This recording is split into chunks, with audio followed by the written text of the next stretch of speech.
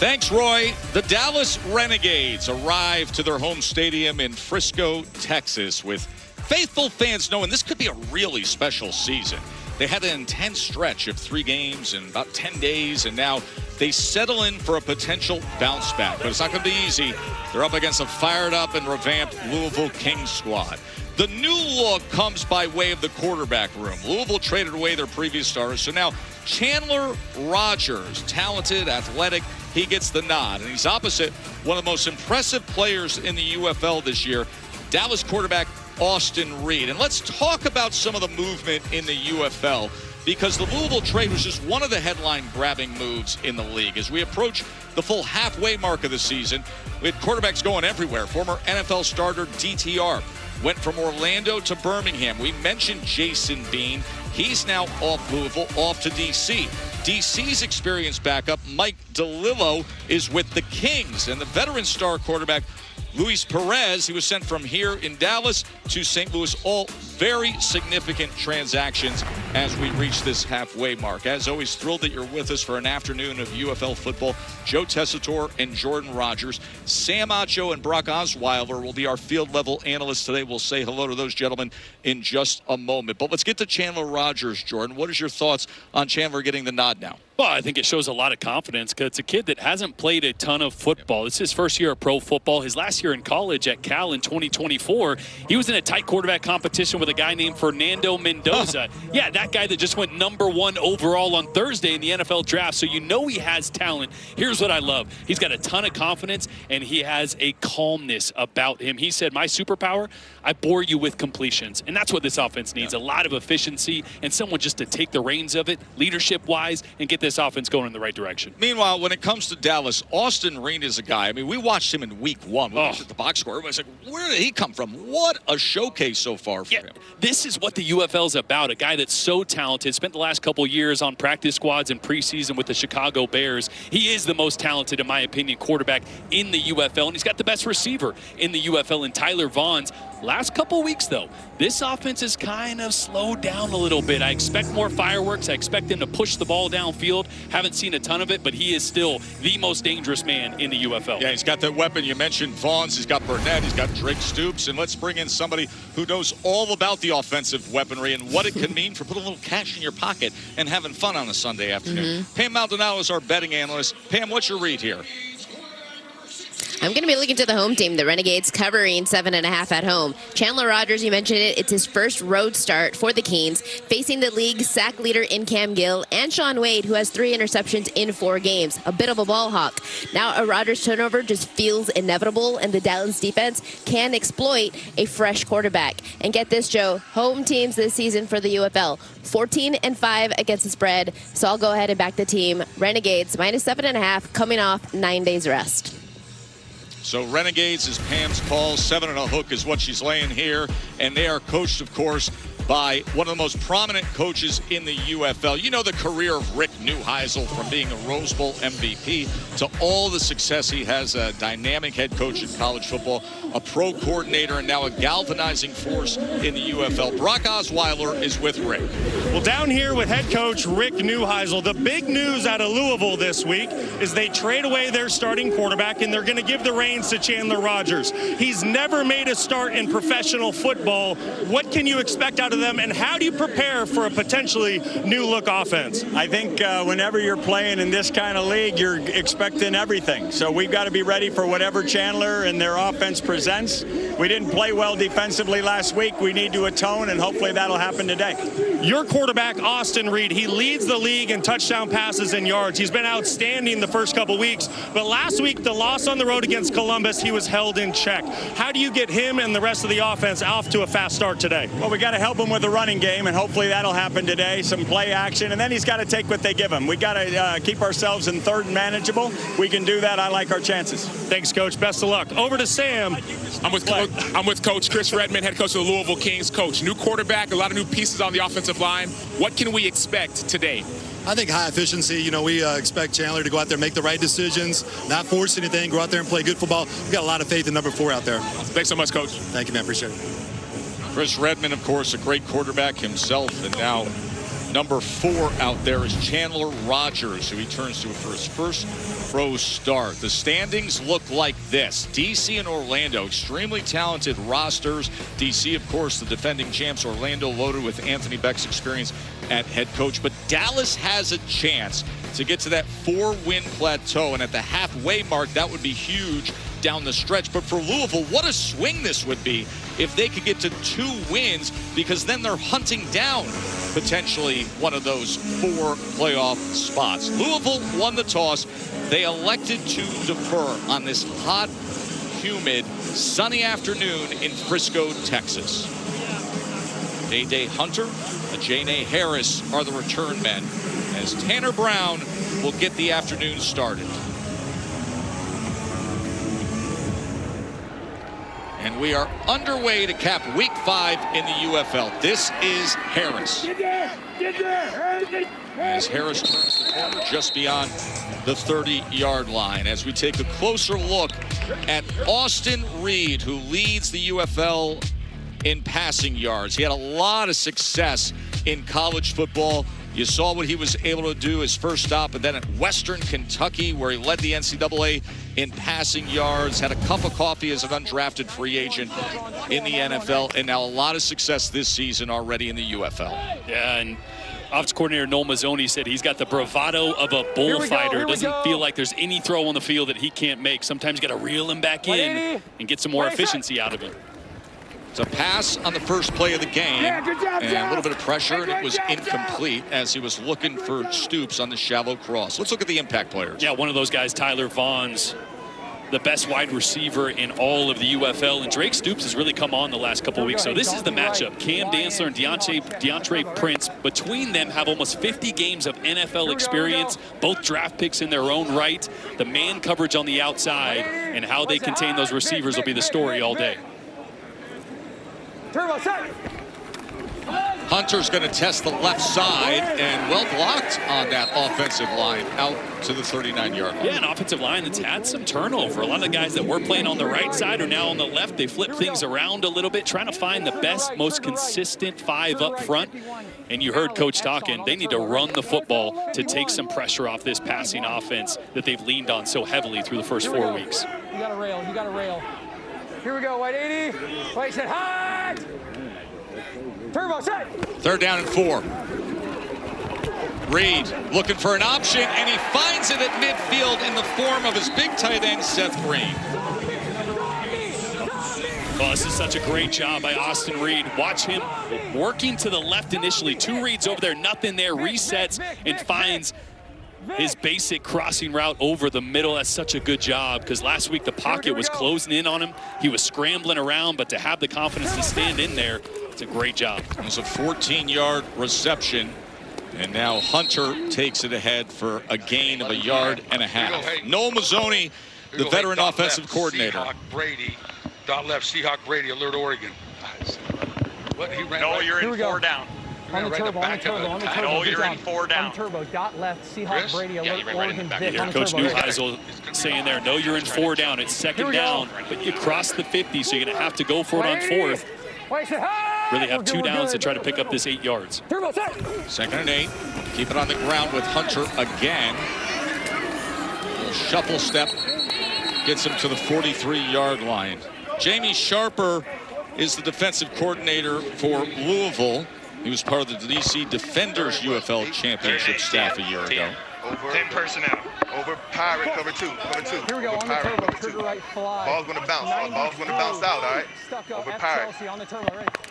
You heard cover 2 there. You're going to see 2 high safeties. Zone coverage is what Austin Reed and this offense love to see. They've struggled with man lately. Zone is right in their wheelhouse.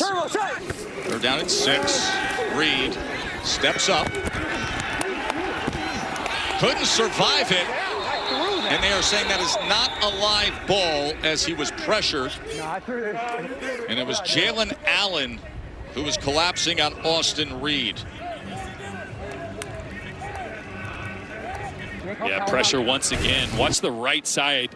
Running back's going to have to come across to try to help out here. That's the initial pressure that causes Austin Reed to panic a little bit and step up. Maybe didn't have to escape. If he just resets in the middle of the pocket, almost ran into some pressure there. We saw him be patient early in the drive. Now, maybe trying to escape when he didn't need to.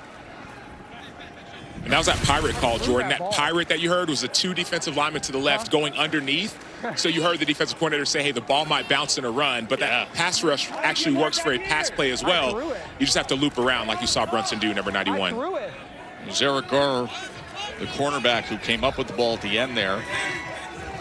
Officials taking their time to reset things at the end of that play. And, of course, remember the new rule, no punting inside the 50-yard line. Once the ball crosses the 50-yard line in the UFL this year, there is no punting. So they are forced to go for it on 4th down. Yeah, watch for Tyler Vaughns. He's actually lining up inside right now, their best receiver. Moving him to see if they can get a matchup in the middle of the field. 4th and 11, having crossed midfield. Reed, incomplete. Well covered as he was trying to get it to Tyler Vaughns. Yeah, so they put Tyler Vaughns at that Y position, close to the line of scrimmage, trying to get him across the field, but a safety's sitting right there with eyes, so really nowhere to go with the football. Austin Reed would have loved to put that a little more out in front with a little more air, let him run under it, but that safety's sitting there reading his eyes. Then he had to put that on a line. And Jordan, that's something that Noel Mazzoni, offensive coordinator, talked to us about this week. He said sometimes Austin Reed will just force feed the football to Tyler Vaughns with that safety help over the top. He needs to try to find the one-on-one elsewhere. So here's the first pro start in the career of Chandler Rogers. You saw that resume go up in 5 teams in 5 years of college football. Rogers just hooks it up over the middle and gets it complete for a 1st down to Tariq Black. Mentioned 5 teams in 5 years of college football, well-traveled. He finished up at Cal, where he was indeed Fernando Mendoza's backup quarterback, the #1 pick in the NFL draft this week, and now forging ahead with the Louisville Kings. Yeah, and Steve Logan, the offensive coordinator, compared him to Brock Purdy. He's not going to wow you with speed or arm strength, but he always finds the right guy to throw the football to.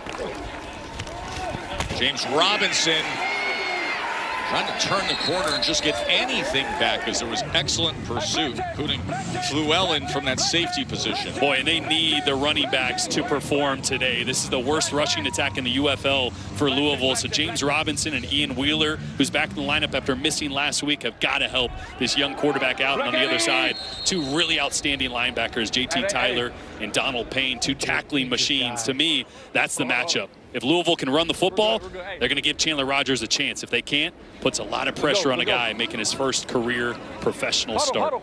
Kevin Strong, the starting defensive tackle for Dallas, was slow to get up at the end of that play. In fact, he's still down. He's down right near the bench, and now he's getting to his knees. Starting defensive tackle who played his college football at Houston, has a sack and a half this year as he is able to walk off the field. So thus the medical timeout. All right, let's get into the offensive line shuffles for Louisville. Boy, this has been fun, right? I mean, this week we saw the transactions with Jason Bean.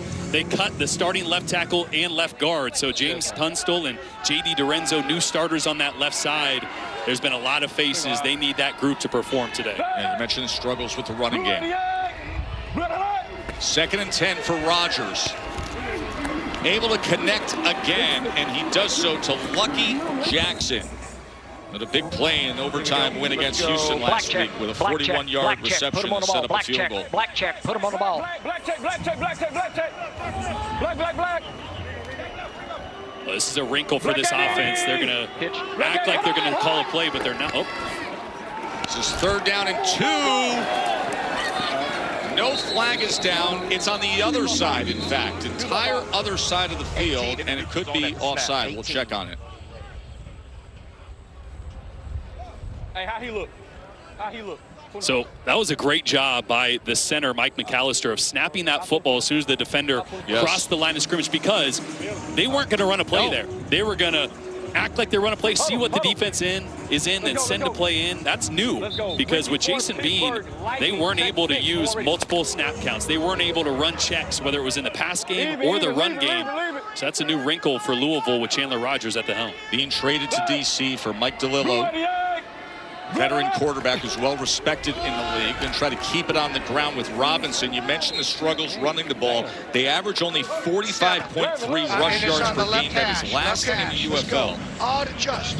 Mike Gilhammer's the DC for Dallas. 11-11 still. Okay. Let's go. 300 stat, halfback block already. 300 stat, 300 stat. All right, Tom. Hey, good. That's good. Star 7. Star 7. Let's go, let's go. Hey! Blue 88! Blue 88! Rogers on 2nd and 7, looking to swing it to Robinson, but he had to try to get it over the incoming defender. That was Donald Payne who disrupted that play. Yeah, it's a great recognition by Rogers. He was hot when Payne blitzed off that side. He's not able to get his running back the ball. Sets up a 3rd and long. Let's go. Fall to Ricky. Who's that? Zebra landmark. I want Rick. Landmark switch. Landmark switch. Landmark switch. Hey, hey, hey. Look, look, look. See Rogers walking out to the slot receiver, Lucky Jackson, before he comes back to that shotgun position. 3rd down and 7. Rogers, pressure off the edge. He survives it, and he's going to try to run for it. As they are going to mark him at the 20-yard line, so that's going to be a yard short. It was Llewellyn who couldn't make the tackle in the backfield. Watch the pressure come off this side, and Rogers does a great job of lowering his shoulders and tipping through underneath the 3 defender. That is a look at that. I mean, that is textbook pocket presence by a quarterback making his first start. 2 hands on the ball, protected it. Obviously didn't quite pick up the first down. It's going to lead to a field goal here, but a great heads-up play to set him up for a nice little shorter field goal opportunity here. Yeah, Tanner Brown, by the way, who hit from 59, 58, and 52 last week in the win against Houston. He was 5 of 6 in that game. So he had the long distance work there. This to open up the game, a 38-yard field goal attempt from Brown.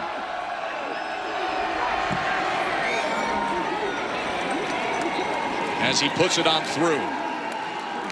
And that is how Louisville, with their new starting quarterback, gets on the board. The Kings up 3-zip, but Austin Reed back out there when we return to the UFL Week 5 capper here in Frisco.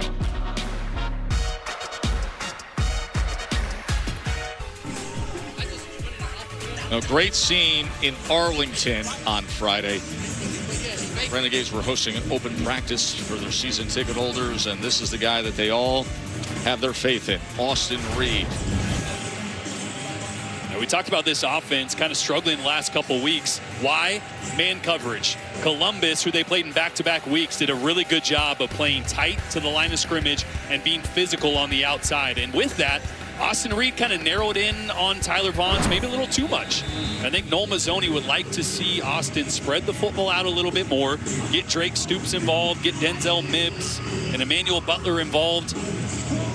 Everybody knows he wants to go to Tyler Vaughn's, but if they spread the football out a little bit, this offense could start getting back on track. Ellis Merriweather, running back, on the return here in special teams. And he will get it out to the 30-yard line and give Austin Reed another chance at it to get this day underway.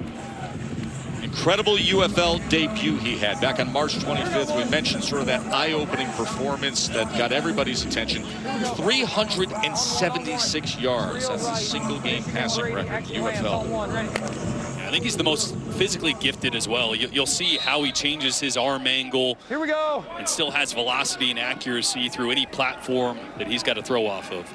180. 180. Set. Run. Merriweather tries to get that ground game going, but he was denied just a yard there. Travis Bell with the tackle. Dual right. Former 7th-round draft pick of the Chicago Bears. Hey, here we go. Dual right. Ohio check on the turbo. Dual right. Ohio check on the turbo. Ohio check. Tampa 2. Okay, we're going to go 10 next. Here we go. Vic. On three. Turbo set. 2nd and 9, Merriweather again. And very good pursuit down the line by Louisville. Eric Garrar with the tackle. Well, you heard, I think it was maybe head coach Rick Neuheisel in the ear of Noel Mazzoni. Okay, Tampa 2, right? You're going to get 2 high safeties, cover 2. Sure. You got to be able to run the football if a team's going to play 2 safeties. Here we go on the turbo. Right? If you're going to get them out of that. Right, exit, 50 smash, F jerk on the turbo. If not, then Dallas is going to have a hard time pushing the ball downfield against a soft zone coverage. You heard the call, smash F jerk. They're trying to isolate Tyler Vaughn's inside on a linebacker. Yep. Flags come raining in. Fingers get pointed. False start. Offense, number 78. 5-yard penalty. Third down. That's Keaton Sutherland. Former Texas A&M offensive lineman. Hey, Ocean left empty, 50, wide carry, F stucco. Hey, here we go. Ocean. On the turbo, Ocean left empty, 50, wide carry, F stucco, on the turbo, ready. So empty, so Reed's not going to have any help in protection. It'll just be the 5 offensive linemen. Make sure they give him time to be able to push the ball downfield. Turbo, set. 3rd down and 12 after the penalty. Reed drives the ball complete, but backing up and having to work his way back to the chains of Deontay Burnett. I think he had the first down initially.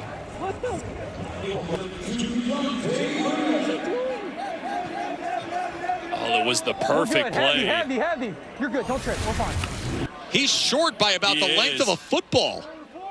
Yeah, you're always taught when you catch the ball against zone coverage, you got to get north and south to puncture the bubble. Can't run backwards, and now you get a 4th and inches here as Dallas rolls the dice. This is 4th and about the distance of a football. Whistles blow pre-snap. Dallas. So Deontay Burnett backtracks and puts Rick Neuheisel into this corner of a 4th and 1. Make your call.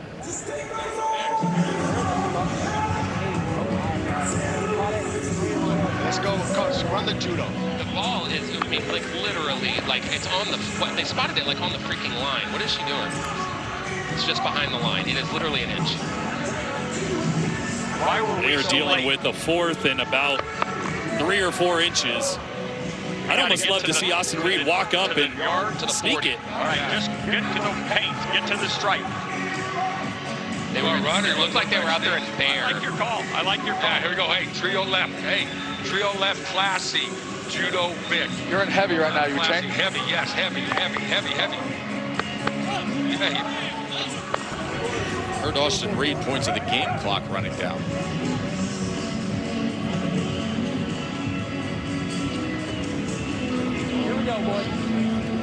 And an extra offensive lineman in there. So they're in a big, heavy set. Let's see if they trust this run game.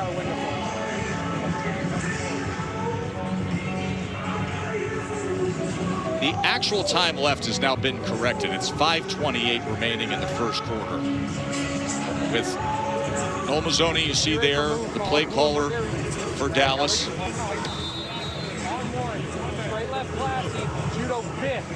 What do they dial up here on 4th and very short? Here we go.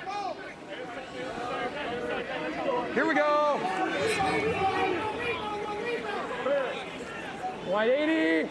Wait, set. Merriweather straight ahead, and it's a chunk play out past the 50-yard line, so they convert the 4th down and get 10 plus. Boy, watch the job up front. Really good job by the interior of that offensive line, standing up the defensive lineman and allowing 0 penetration, so Merriweather can cut that back and pick up the first down. And then Emmanuel Butler, the wide receiver, picking up a block for all that extra yardage. Back to the ground game with Merriweather. This time just a gain of a yard as he was chopped down by Cameron Dantzler, the cornerback who played at Mississippi State. A post-play scuffle for a moment.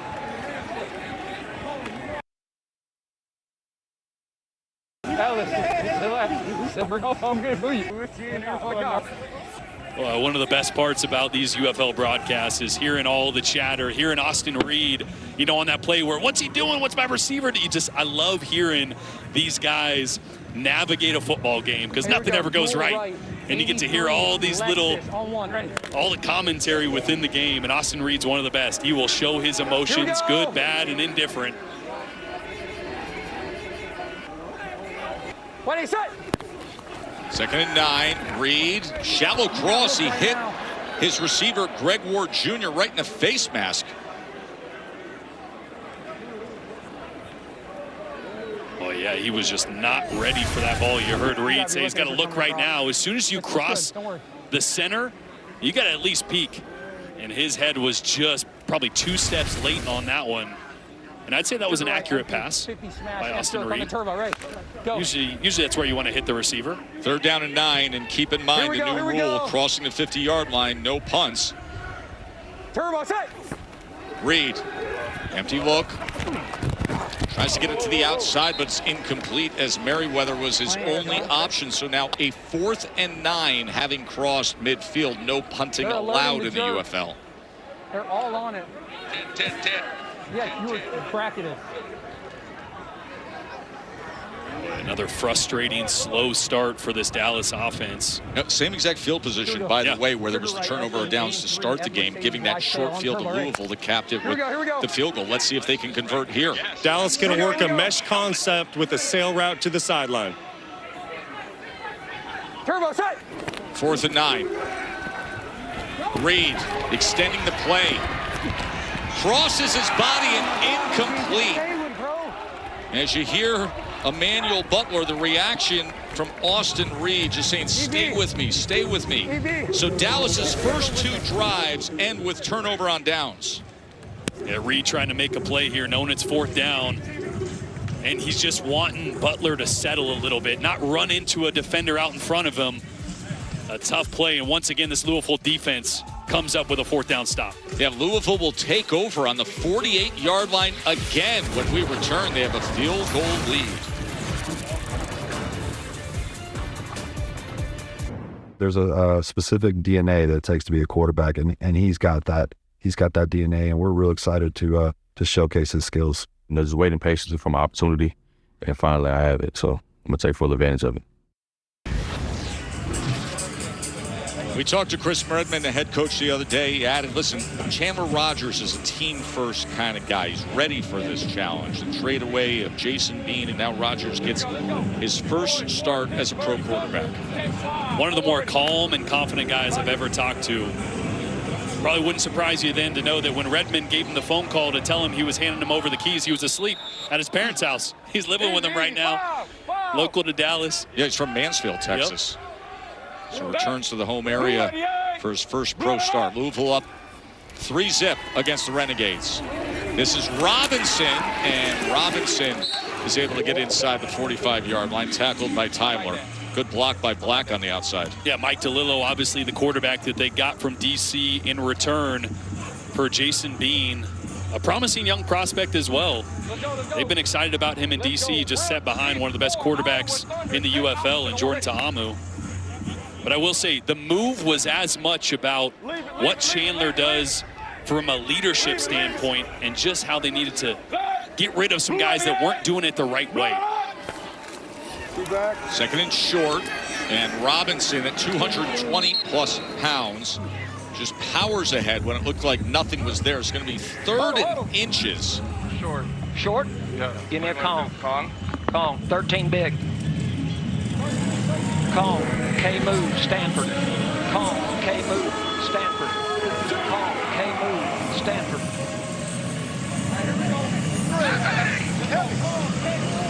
Sacks, 93 sacks. You see that? It's like washboard on their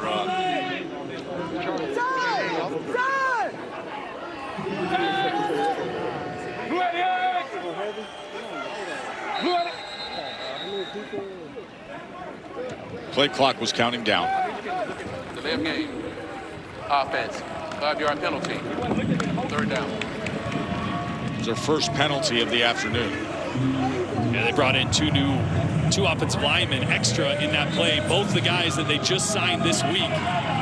Because remember, they cut their starting left tackle. They cut their starting right tackle. 2 of the guys that they said just weren't doing it the right way.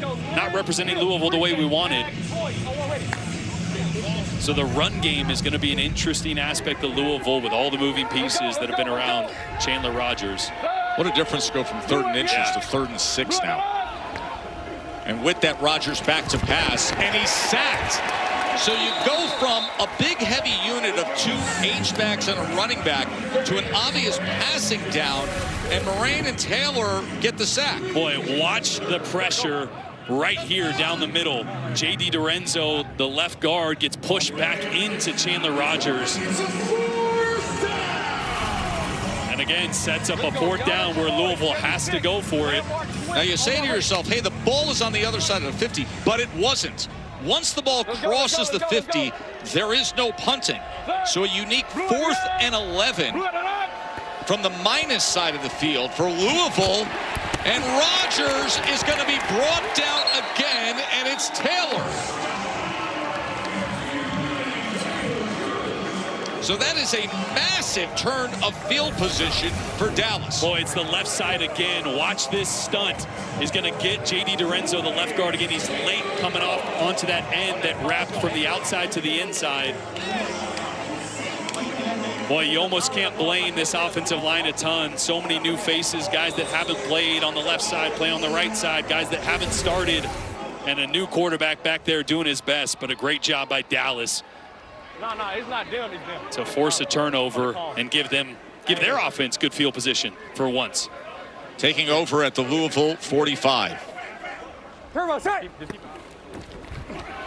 Hunter, as he drags a defender ahead to the 41. That was Kubitz. Hey, nice job. He didn't give you anything on the choice? On the jerk, they called it out, and then they bracketed it. Okay. Hey, then there should be a 7 or a hitch. They can't cover all of it. Boy, I love that little nugget at the end there. As he got 4 seconds left, he says, well, if they take that away, there should be a hitch or something, right? And that's the thing with Austin Reed. He's such a gunslinger. He's trying to hit the big play, sometimes too much. And he should just take the easy throw when it's there to help this offense stay on track. Well, the defense did their job for Dallas. The big sack on 4th down. Now can the offense answer? We'll find out when we start the second quarter after a short break. Don't go anywhere.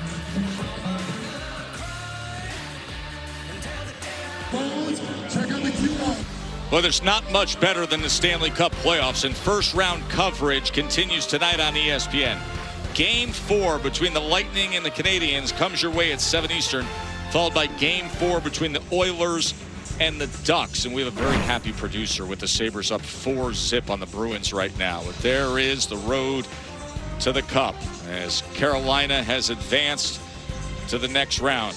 Dallas, home team, will be in action on ESPN2 against Minnesota on Tuesday night. We're just up the road from downtown Dallas in Frisco at Toyota Stadium, home of the MLS team, FC Dallas, home of the National Soccer Hall of Fame. When we give you a coverage here, you probably notice some of the renovations that are being made, but a good venue for the UFL, as many of the new venues are more intimate. Here's Austin Reed for the Renegades as he gets it complete to Drake Stoops, of course, the former Oklahoma star, the son of Bob Stoops.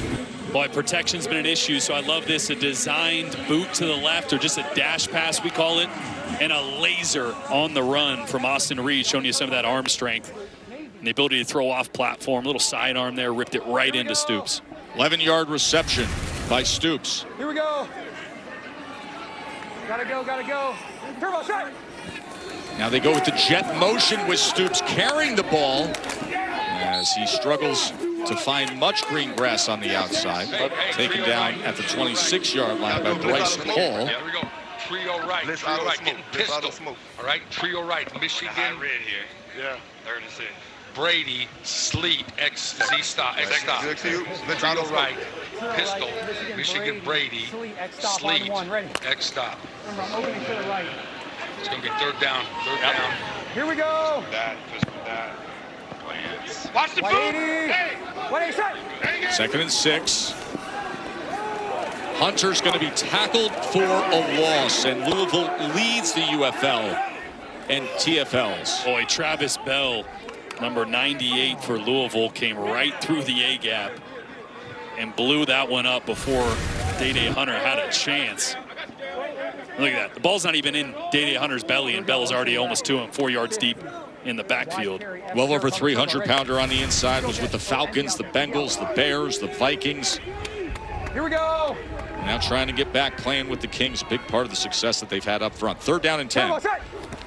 Reed, 4-man rush, gets it complete to Stoops again, and it is a 1st down for Dallas. By the way, it's interesting to hear Austin Reed say, hey, that's not our football. That's a Louisville football he just threw. Yeah, and it's a great little job by Stoops just finding the soft spot in that too-high zone. But you think quarterbacks are picky? Yeah, exactly. He didn't even need to look at the ball. As soon as he felt it and threw it, it came out of his hands. He's like, wait, that's not one of mine. By the way, you talk about access and the great audio and the little nuances, the little parts of the game. To hear Austin Reed say that, hey, that's a Louisville football. Oh, we may have a pick six. Would you look at this? Bryce Hall. Coast to coast. The former New York Jets NFL draft pick just houses it here on the road. An 83-yard pick six by Bryce Hall.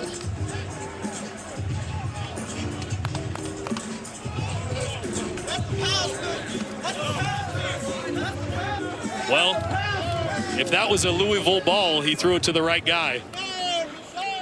I mean, that was an unbelievable play on the outside by Bryce Hall.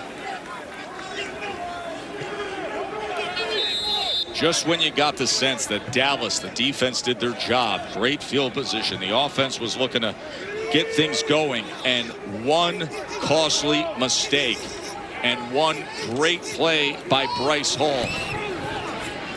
And all of a sudden, Louisville, new look Louisville, is up 10-0 on the road after the Tanner Brown PAT. It's just a two-man concept, right? One guy's got to block this guy for the screen, but you have to block him. You can't let the corner jump inside. Look at the receiver sitting there watching. I think it was Greg Ward. That is your one job on that is get in front of the guy in a gray jersey that's standing right in front of me. I mean, as a receiver, if you're Greg Ward, if your guy's playing 8 or 10 yards off, then maybe you could look at the other guy. But when he's 3 yards in front of you, you got to get in front of him at all costs. Otherwise, that happens. Wow. The nickel was adding into the field. The nickel was creeping in. We had the key, too. And they rolled the corner and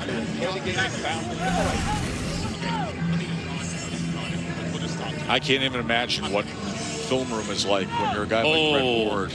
And that happens. So Noel Mazzoni was saying there, hey, they rolled the corner to the field. So if they're playing soft over there, then you maybe look at that screen. But if that corner's going to roll and play tight coverage like that, just stick to what we had in the boundary, whatever concept it was. Jordan, I totally agree. As a quarterback, anytime you get 2 over 2 and it's somewhat of a press look, you just got to delete the RPO and hand the football off to the running back. And I think that's why Rick Neuheisel was so upset, because there's a run look there and don't force the pass.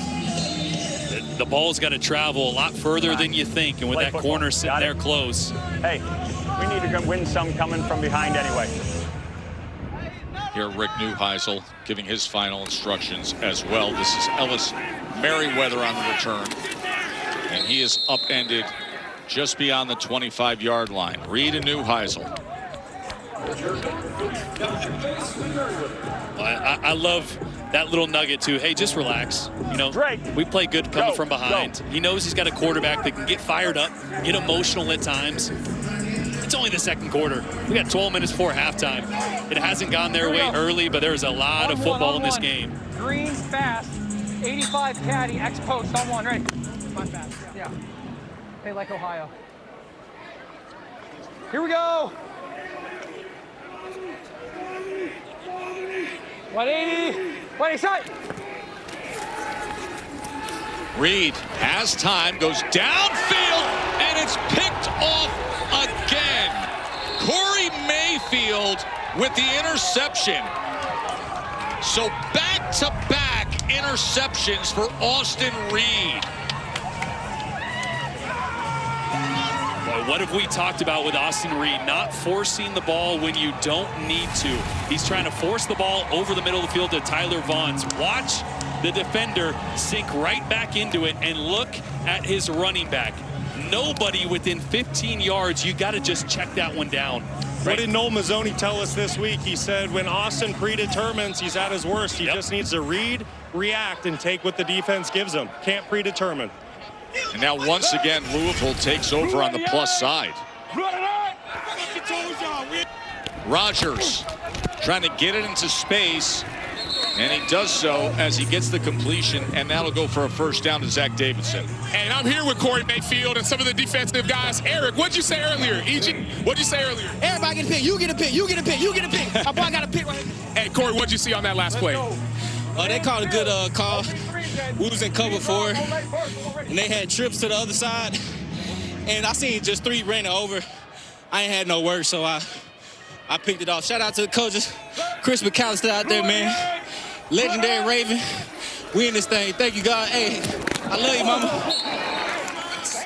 And I also have Bryce Hall with me, too. So it was back-to-back picks. I know we got a play going on. Bryce, what did you see on your pick 6? Yeah, it was the perfect coverage for what they had. I saw, the quarterback was kind of looking out, potentially throwing a little screen. So as soon as I saw the receiver, he kind of jumped back. I just went and took my shot. Thankfully, I caught it. And just glory to God for just being in the right position, the right time, and just trusting. And, and then the rest is history. Thanks, Bryce. Appreciate you. Thank you. 5.5 years removed from when he had his first NFL interception as a member of the Jets against the Rams, and he has an 83-yard pick 6 here in the UFL as Wheeler weaves his way ahead for a first down. This is a huge drive for this Dallas defense. Rip up, Larry. They've been put in a bad spot after the interception. Where's the Redskin at? 10-zip Louisville lead after the pick 6, and then another interception, and all of a sudden it's first down inside the 20-yard line. Looking to add to their lead on the road. So one-win team who's trying to find a second half of the season surge. Rodgers. And he had his man Davidson, but he hadn't turned around yet. Just a little bit of pressure that had him have to rush things a bit, and that came from Kevin Strong. Yeah, almost a really good play. A great recovery on the back end by Dallas. Guys, where does the leakage come from on Elephants on Parade? 1 more second. Where did that leakage come from, guys, on that? Call it again. Lead flex. 3-scat, Renegade. Lead flex. 3-scat, Renegade. Prior, they had a max protect. He's wondering, how did somebody come through? And he's concerned about the pass pro there. 2nd down and 10 now. Here's Rodgers. Protection issues again, but Rodgers, with his athleticism, able to get beyond it, and he works his way inside the 15-yard line. Kalen DeLoach, the former Florida State star, with the tackle there. Boy, and James Tunstall, the left tackle, is down on the ground. And 2 players are down as well. That's Willie Taylor, who is the linebacker who had the 4th down sack earlier today for Dallas. So Tunstall, the starting left tackle, he is down, as well as Willie Taylor, a key part of the defense for Dallas, who's up walking off the field. We'll continue after these messages and a word from our ABC stations.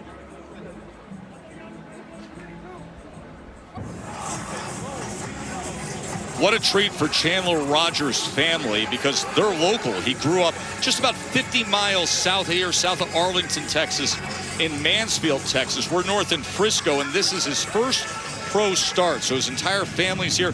He coaches a 7-on-7 team, and they made the trip here as well to support Chandler. And his team, Louisville's off to a very good start, now facing a 3rd down and 7 on the road here against the Renegades. New left tackle in the game for Louisville.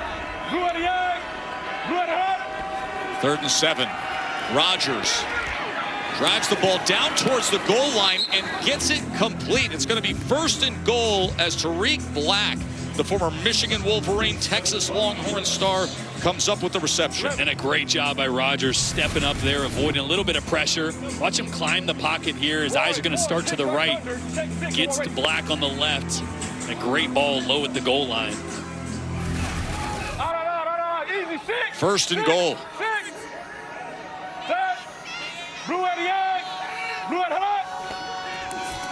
Wheeler looking for a crease there.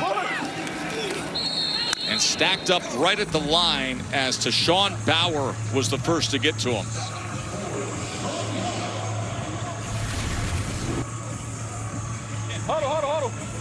This is where Louisville has struggled. Short yardage, be able to push the defensive line. That's where I'd love to see them use the mobility of Chandler Rogers as well. It's an element they haven't quite tapped into.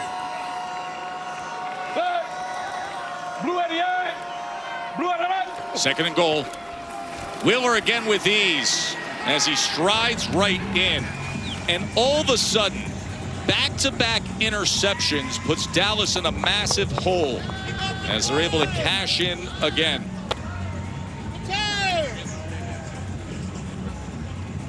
That's a great job punching that one in by Ian Wheeler. Back from injury, missed last week with a concussion. What an important job to capitalize on both interceptions. One went back for the touchdown, one gave them great field position, and they were able to put together a drive. And our chip shot away from taking a 17-0 lead here in the second quarter. You can hear some of the chatter going on in that Louisville sideline. Somebody just said to Chandler Rogers, that's how you lead. That's how you lead. You brought that up early on. And you get on the road, you play in this league, you got to lead, and that's what he's doing right now. By the way, the extra point is no good. And here was the interception from Austin Reed. Just stared it down the whole way. Great job elevating there. And then a great job of punching it in. The run game, again, Louisville came into this game last in the UFL rushing. They've been good today so far. Yeah, they were averaging only 45.3 yards per game on the ground, and they have 35 rushing yards today. And so I'm here with Chandler Rogers. Chandler, you're getting your first start. What does it feel like to get that touchdown?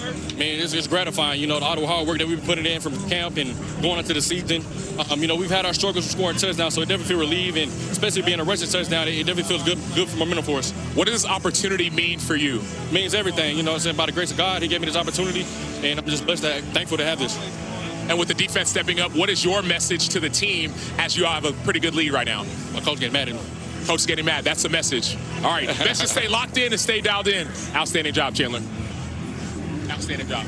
Thanks. Exactly the way he wants his day to go.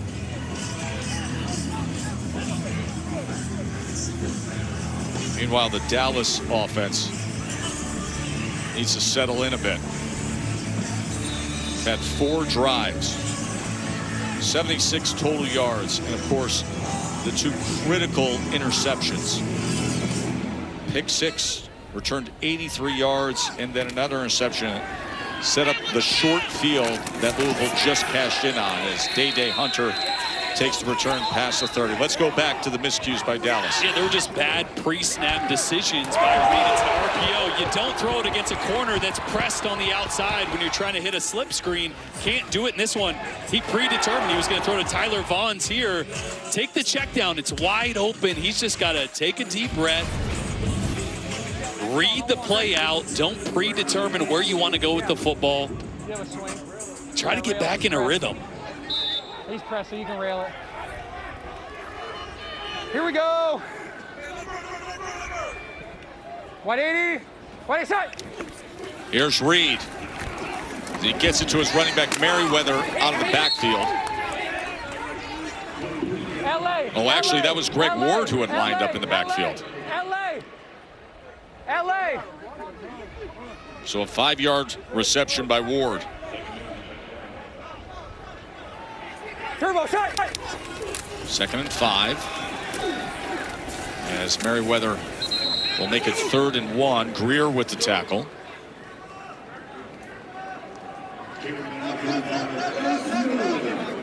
Heavy. Whatever you want, call them. Call Indy, coach. Here we go, Indy. Hey, Trey Wright, Chelsea. All right, Indy Brady. Classy. Okay, Trey Wright. Classy. Trey like classy. Indy Brady. Under. F in it. Here we go. 180. Wait, shot. Merriweather. Smart move to make that cut to the outside. Brock? Down here with Luke Lanin, the backup quarterback for the Renegades. Luke, let's talk a little bit of football. Let's listen into the call. Hey, trio right. Classy, Z-Fly, Gator, Topper, Dover. Trio right, classy. Okay, as a quarterback, what are you thinking here? What route concepts do you have? So on this one, we got a deep ball. We got some play action, and we got a motion here going to a double post. And what look defensively are you looking to take the shot against? Really any look. I like the double post against one high or quarters, and just trying to take that middle of the field safety out of the way, and then have that outside post, which we got. Oh, he checked it down the running back. And he's forced to check down off the play action. That's a good play right there. You know what? A coach loves to see that, right? Like, hey, if you don't like the shot down the field, check it down. Keep getting positive yards. Let's listen to the next call. Here we go. Indy Vic, Sleet. See, stop. Inside zone slice play here, where we got an RPO tag. What look are you looking to throw this RPO against? So if we have a 7-man box, that's a good time to throw it, just because we don't have enough pass in the box to hand it off. But we had a 6-man box here, so he gave it to our running back. Should be enough to pick up the first for us. It is when you Merriweather. When you have numbers advantage, you got to run the football, right? Get that offensive line going, get that back going. Let's listen in to Noel Mazzoni here. Hey, somebody get him. Hey, go right 60. Hey, do it right 60 Chevron. Right, Dino. Do it right 60 Chevron. Do it right. Here we got a snag concept to the field on the right side with a double post action. We want to get like a fake scissors look from the boundary, and again, trying to hit that outside post. How do you decide which way you're going? Really like with the pre-snap coverage, what we're thinking, we want to stay left side because we really want to take that shot. But in that case, they were playing soft, so he just came down to the right side and made a nice completion. I love the play calls by Coach Mazzoni right now. It really looks like he's just trying to get some simple completions for Austin, get him back in a rhythm, build some confidence back. Yeah, exactly. Got to get back into that rhythm. Michigan Vic, Sleep. Deontay Burnett. We got another inside zone insert play here with our RPOs again. We got stop route from Tyler Vaughn's down here. So if he likes the matchup, he's going to come over here. Looks like you might get one-on-one with Vaughn's right now with the safety rotation. Looks like we got a 7-man box. Checking something here. Let's see what he checked. 2nd and 6. Outside zone for us. Merriweather trying to get to that corner. That's a good check. Now, when you play for Rick Neuheisel and Noel Mazzoni, do you have the freedom to check to plays at any given point in time? Yeah, they love us getting into better situations. We go out there, we know, hey, this play's not going to work. They got too many dudes in the box or too many dudes where we're wanting to run the ball. Always getting us to a better play. They're always for that. And you have to love that, right? Because you're not handcuffed as a quarterback. Let's listen into this next one. I heard Chevron, so I know you got snag game. Snag, and then we got hammer, so we got a dig coming from the inside guy, and then we got an under coming back. 3rd down and 4. Right now, we came back to the backside. Emmanuel Butler tried to sit back because the corner was going to jump it. You got to hit it. Big decision for Rick Neuheisel. 4th down. You take the 11 3. is in the game. Looks like no hesitation going for it on 4th. Let's listen. Go 10. Hey, go trigger left, fly. 93 Stucco, F Chelsea. Hey, get Drake in there. Go. Drake Stoops looks like, and then we got a stick return from TB. I love that call because it seems like Stoops keeps getting good matchups on the inside. He does. He's been doing a great job with his choice routes today, sitting in those open holes in the defense. This is 4th down and 3 for Dallas. It's right there. Yep, got him. And it is indeed Drake Stoops. It's a 1st down Renegades. Brock? Great play call, great matchup. Noel Mazzoni, one of the best in the business at getting good matchups for a quarterback. Yeah, he's been doing a great job. I feel like, especially this drive, too, we're getting a great rhythm. Austin's starting to feel himself. I know Drake's feeling himself after that choice route. Now we're going to hit him with tempo after he got that 1st down. We just got a little inside zone action with an RPO. Money. Dallas 2 for 4 on 4th downs. Merriweather straight ahead. He's trying some muscles his way down to the 16. Let our running backs start to get more confidence and build our confidence for our O-line. Let's listen in on this next one. Hey, go Spartan.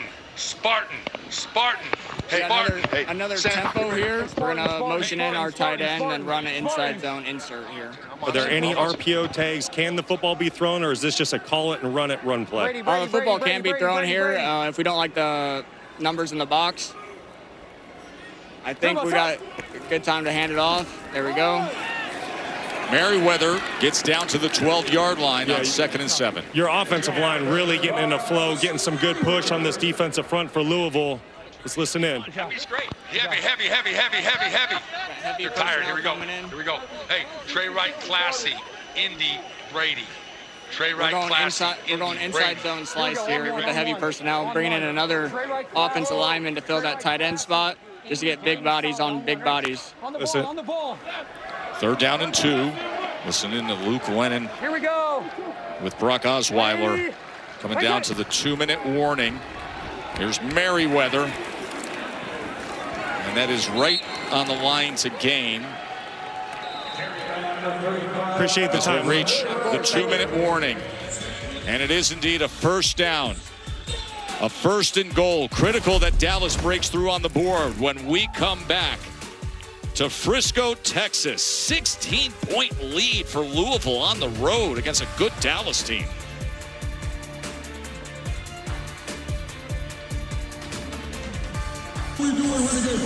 Well, we invite you to be part of the action, closer to the action than you've ever been, in the middle of it all. UFL tickets are on sale with great seats still available for under $20. You can visit the UFL.com/tickets or scan that QR code you see there and buy your tickets today. I think the league has done an outstanding job with the fan experience, especially here in Dallas at Toyota Stadium.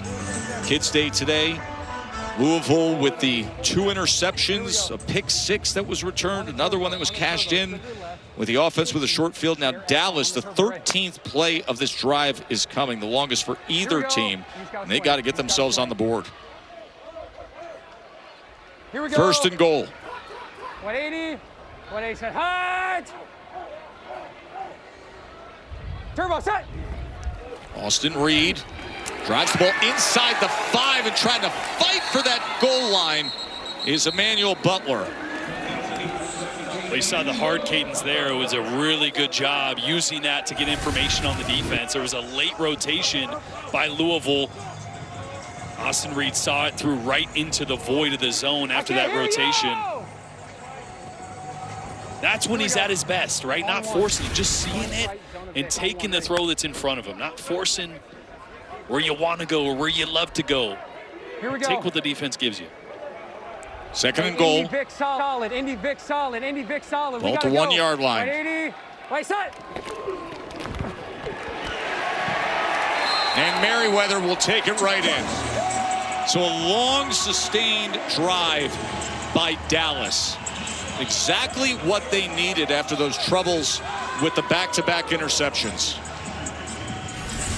Yeah, you saw Reed look at all the guys over here, and that's why he came up and said, Indy solid, right? Let's change it. We got 2 guys on the left side of the center and about 8 on the other side of the center. Let's just run it this way. We got one-on-one blocks, no help over the top. Great little run adjustment there to punch that one in from Austin Reed.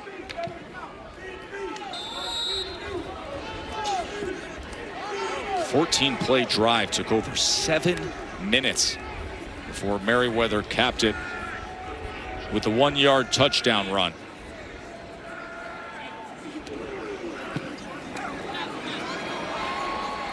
And the extra point by Thieker.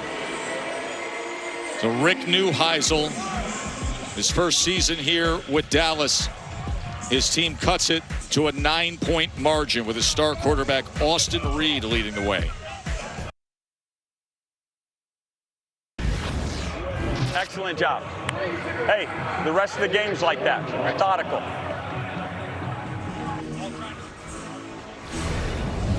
Methodical to make a comeback. Remember, they trailed 16-zip before Rick Neuheisel and Austin Reed got back into this thing. Long drive paid off.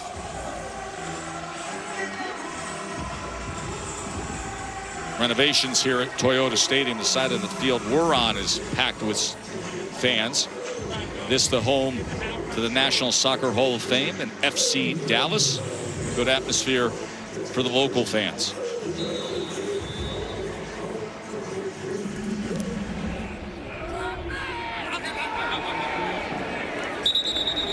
So Chandler Rogers, first start of his pro career, managing things well so far today. And it's a huge opportunity, Jordan, for Louisville, because prior to this move to Rogers, there they sit at 1-3.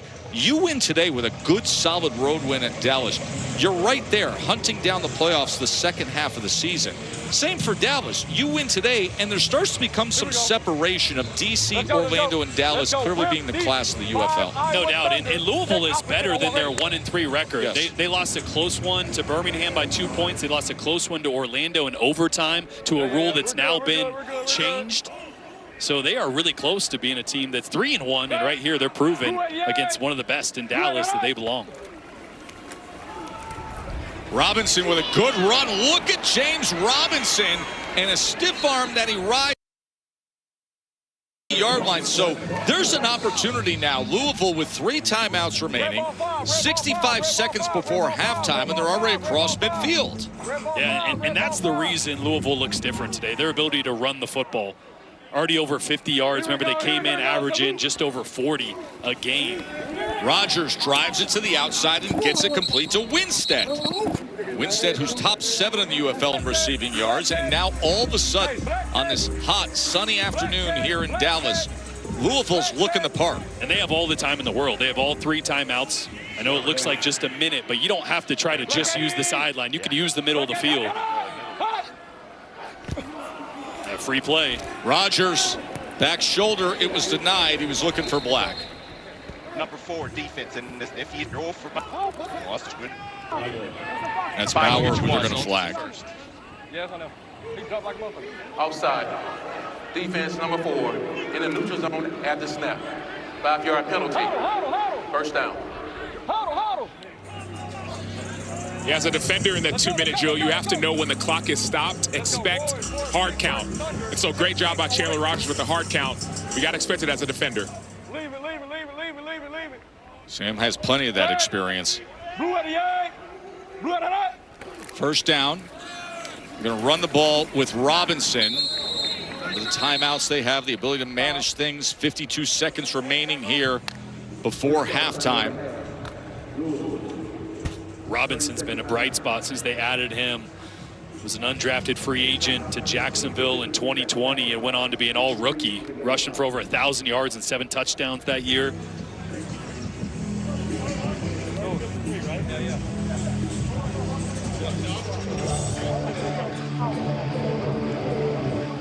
Joe and Jordan up in the booth with you today. Sam and Brock, our field-level analysts. Been interesting to see Chandler Rodgers, and you never really know what those first moments look like in somebody's career in a pro start. But Chandler Rodgers, you said it earlier, he's just a calm guy. Yeah, and a born leader. You know, we talked to him early in the week. He said, well, I'm getting ready to go present some concepts to the offense. And I'm like, is that normal? He goes, no, but it's something I felt I wanted to do. So he has taken the reins of the leadership role already for this Louisville Kings team, and he has been so calm and collected today.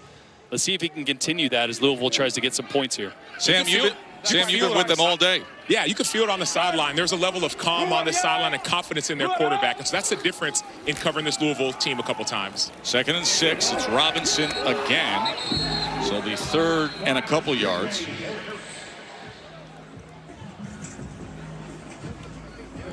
And from the Dallas perspective, going against Chandler Rodgers, I think the biggest thing going into the second half is you have to find a way to make a guy who has his first career start today, you have to make him uncomfortable somehow, some way. So you got to make him one-dimensional. It starts with stopping the run, and then if you do that, you got to start testing him. How well does he know his protections by bringing some pressure? But right now, Chandler Rodgers looks cool, calm, and completely in control. But the difference in Chandler Rodgers' game that maybe a lot of people don't know is his ability to use his legs. Hasn't used it a lot today, but even if there's a pass rush available, you'll see him, if something breaks down, he can run the ball. He hasn't really exposed it, but expect more of that if Dallas wants to bring more pressure. Well, Sam, remember when he was at North Texas, you know this, having watched him, he had a game at Navy, had a 75-yard rushing touchdown. You're right. I got a chance to cover him when I was, he played a game versus the University of Texas, and he had a really good game. And so he's played on big stages in big environments, so it might be his first professional start, but it doesn't feel like it. 3rd down and 4 for Rodgers. As that ball was snagged by Black, and that'll be a 1st down. Boy, what a great catch in tight coverage. Tariq Black missed last week, was out with a hamstring injury. One of their more talented receivers. Look at this catch. Yeah, former New York Jets receiver, played at Michigan. He was a massive recruit coming out of high school in Cheshire, Connecticut.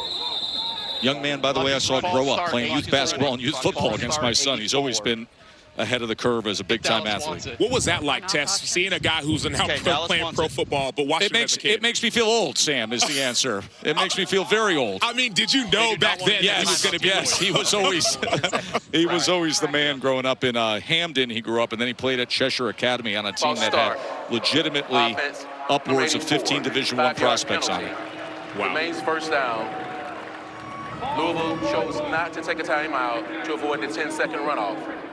Game clock operator, please put the game clock at 22 seconds. Leon, you're ready. So we'll alter the game clock to show 22 seconds remaining.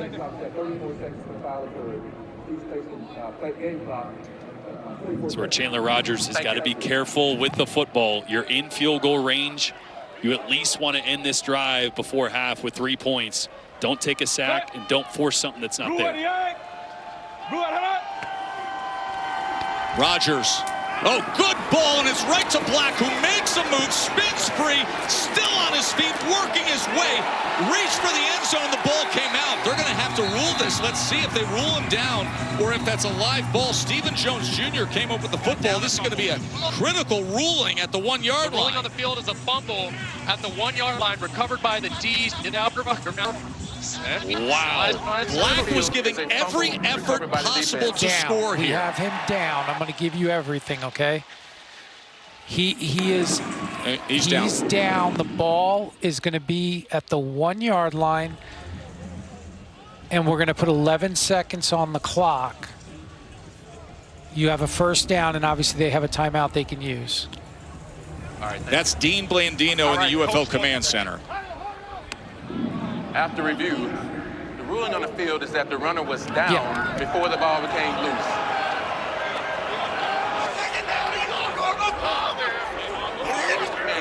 Please play 11 seconds on the game clock.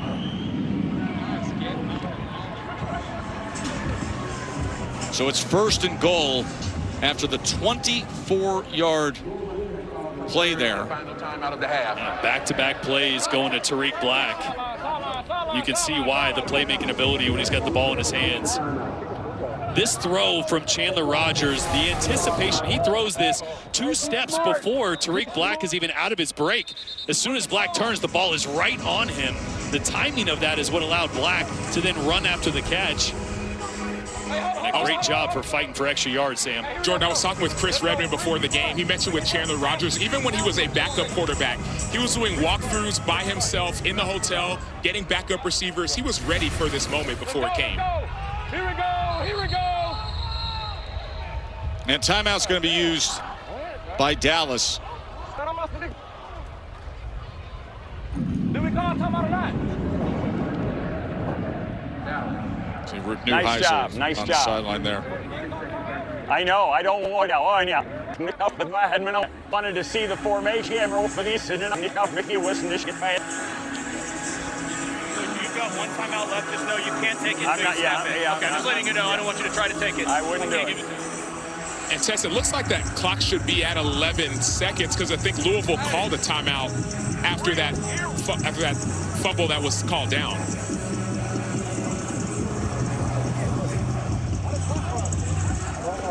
Also a reminder that Louisville won the toss to start this game. They deferred, so they're going to receive the second half kickoff. Boy, I'd almost love to run one play. You got 6 seconds. If you sprint out to the right and just try to hit a front pylon throw, it'll probably take 4 seconds. If it's not there, throw it out of bounds, right? At least give yourself a chance to get a touchdown. But this is the safe play. Take 3 points, extend your lead here to 12 points before half. On the road with a shake-up to your roster, I mean,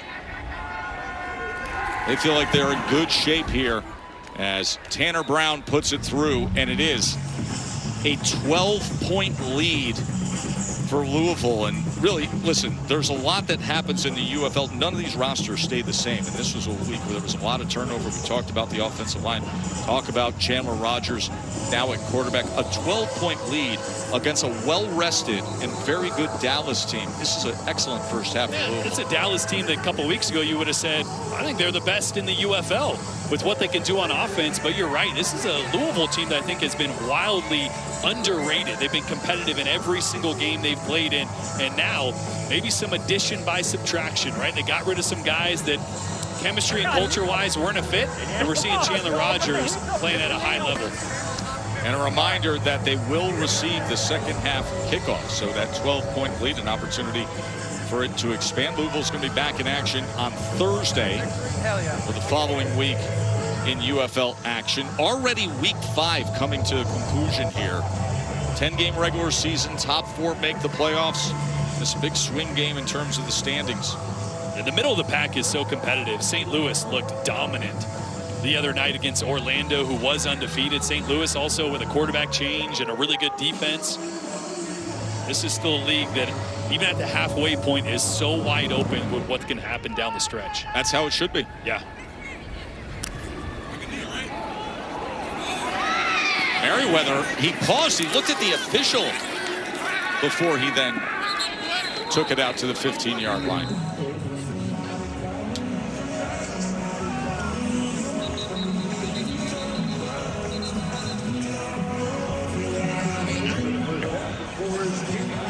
Renegades 19-7 at the half. Austin, tough start to the ball game, but you bounced back in a big way. You had a fantastic drive there at the end of the second quarter. How do you maintain that momentum going into the second half? We just got to find completions and drives. We got to have more positive plays. Just negative plays killed us, so we just got to stop doing that. It seems like you guys found something offensively with Stoops working the slot, getting good matchups on nickelbacks and inside linebackers. Is that something that you want to continue with in the second half? Yeah, I mean, we just got to keep finding completions. We just got to keep finding short passes if they're going to drop out and give that to us. Good stuff. I appreciate you, Austin. Best of luck. And I'm here with Chandler Rogers, starting quarterback, getting his first start professionally. But you seem so chill, man. What's going through your mind and your heart right now? Just being cool, calm, collective. This is 3 seasons of being a quarterback, right? It just nothing fazed me at all, and just sticking to the game plan and trust my coaches. What led up to this opportunity? What were you doing in the dark that nobody saw? Just working every day with Rod, Craig, and 2 Live, and everybody. Just Ross on there and grass and soccer fields, wherever we can get it at.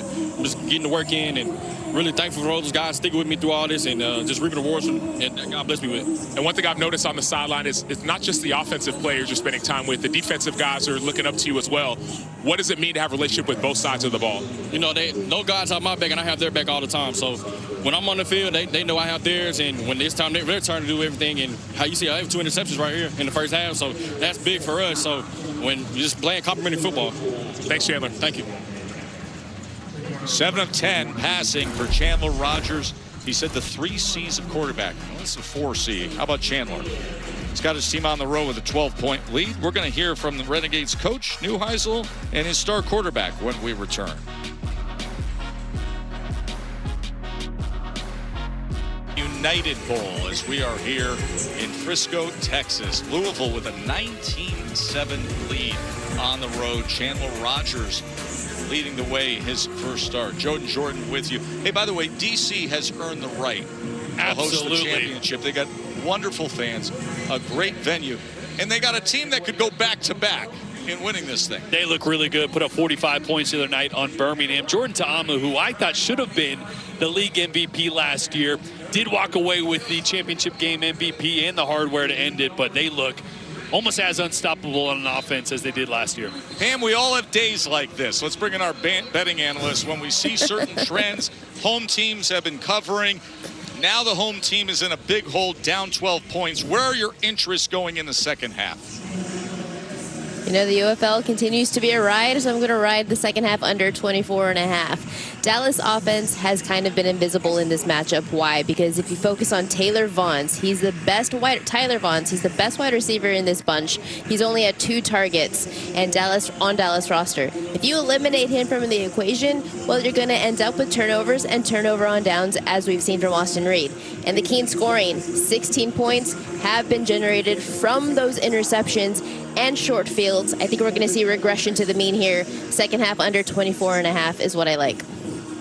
All right, we'll look for that, Pam. Hey, listen, Louisville's getting the ball to start the second half. Dallas defense has to do something right away. Yeah, they got to stop the run. They got to force Chandler Rogers with a new offensive line to drop back and throw the football. That's the path to Dallas maybe forcing a turnover and getting back into this one. Sam?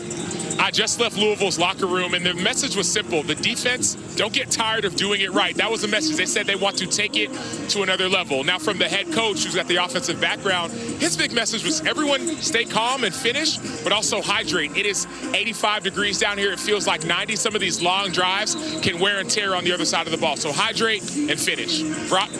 For Dallas, I think the formula to win this football game is very simple. On offense, you have to remain balanced. You saw that on their scoring drive at the end of the second quarter.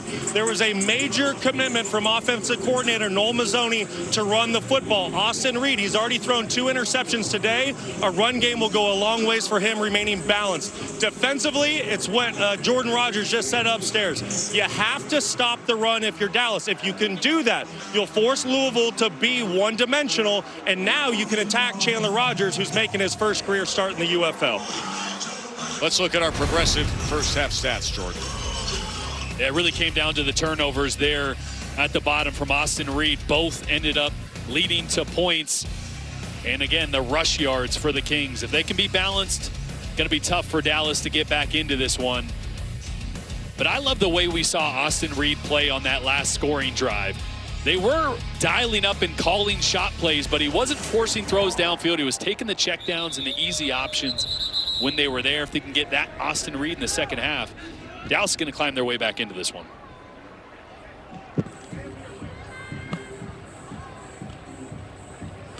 Our UFL officials are going to reset things for this second half kickoff.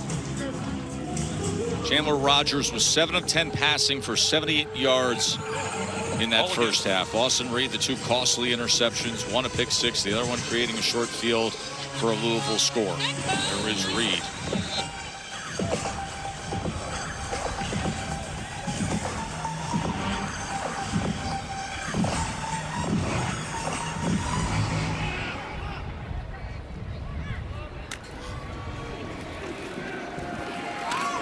Ian Wheeler on the return. And it's a good one out towards the 37-yard line. All right, we're talking about Chandler Rogers a good bit today, but to get to know him a little better, you take a look at his journey. And we mentioned he played for 5 different teams in 5 years of college football. Had success at North Texas back in 2023, the 4th most single-season passing yards in program history. He was the backup to Fernando Mendoza, the #1 overall pick in the NFL draft at Cal, and now here his first pro start with Louisville. And interesting talking to him, you know, last year had an off year, didn't get invited to a mini camp, didn't have a preseason invitation. So this is kind of his first chance to showcase that he has what it takes to get an opportunity in the NFL. That's what I love about this league. It's not just guys that have had that opportunity, but guys that are still looking for that first opportunity. Bunch Hay, 200 scat, spacing, X, slant. Steve Logan, who has spent the majority of his adult life calling plays, 50 years as a coaching veteran, former head coach in East Carolina, play caller for many You gotta hear programs. it. First thing out of my mouth. Here we go. All right.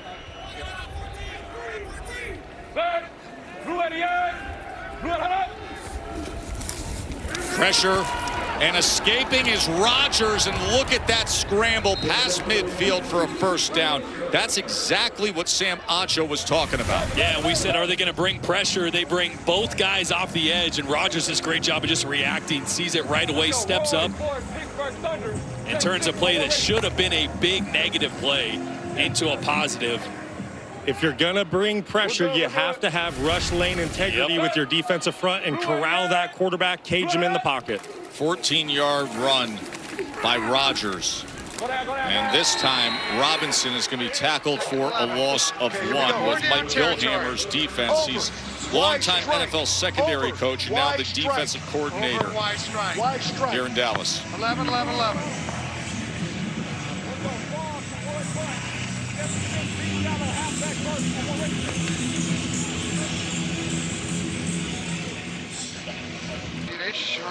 Very nice. I wish we could switch this.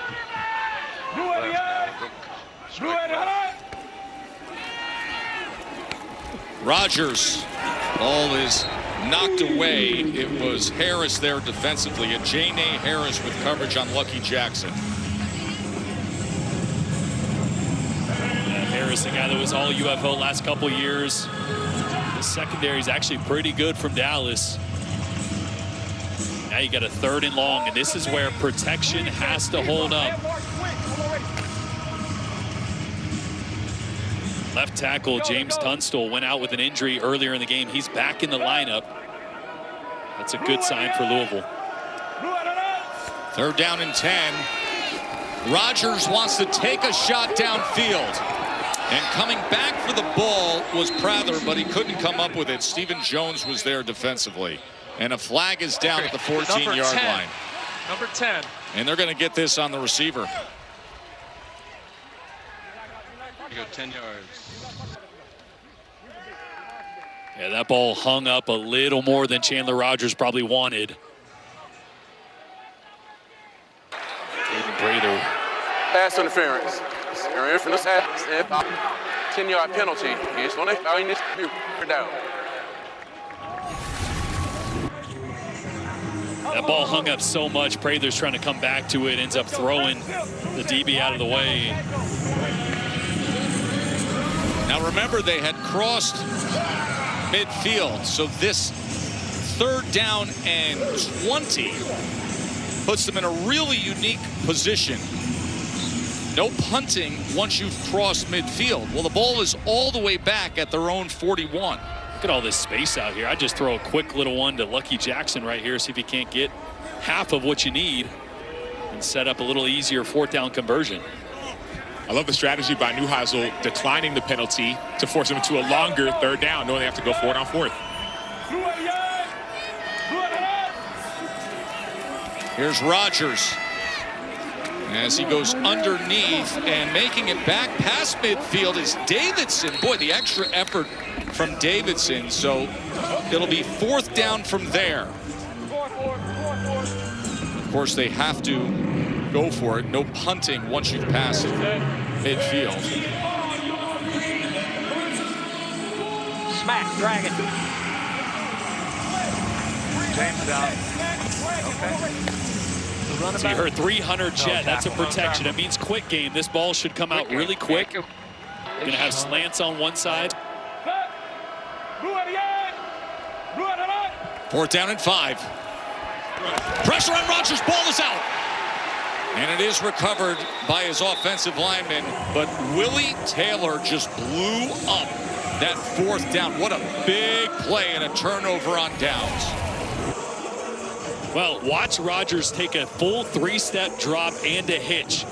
I called out the protection. 300 jet means 1 step, and that ball's got to be out if you're Chandler Rogers. Your offensive line is not expecting you to be that deep in the pocket. So Okafor there, he's like, well, you can run by deep if you want. My quarterback should be shallow in the pocket, and that ball should come out quickly.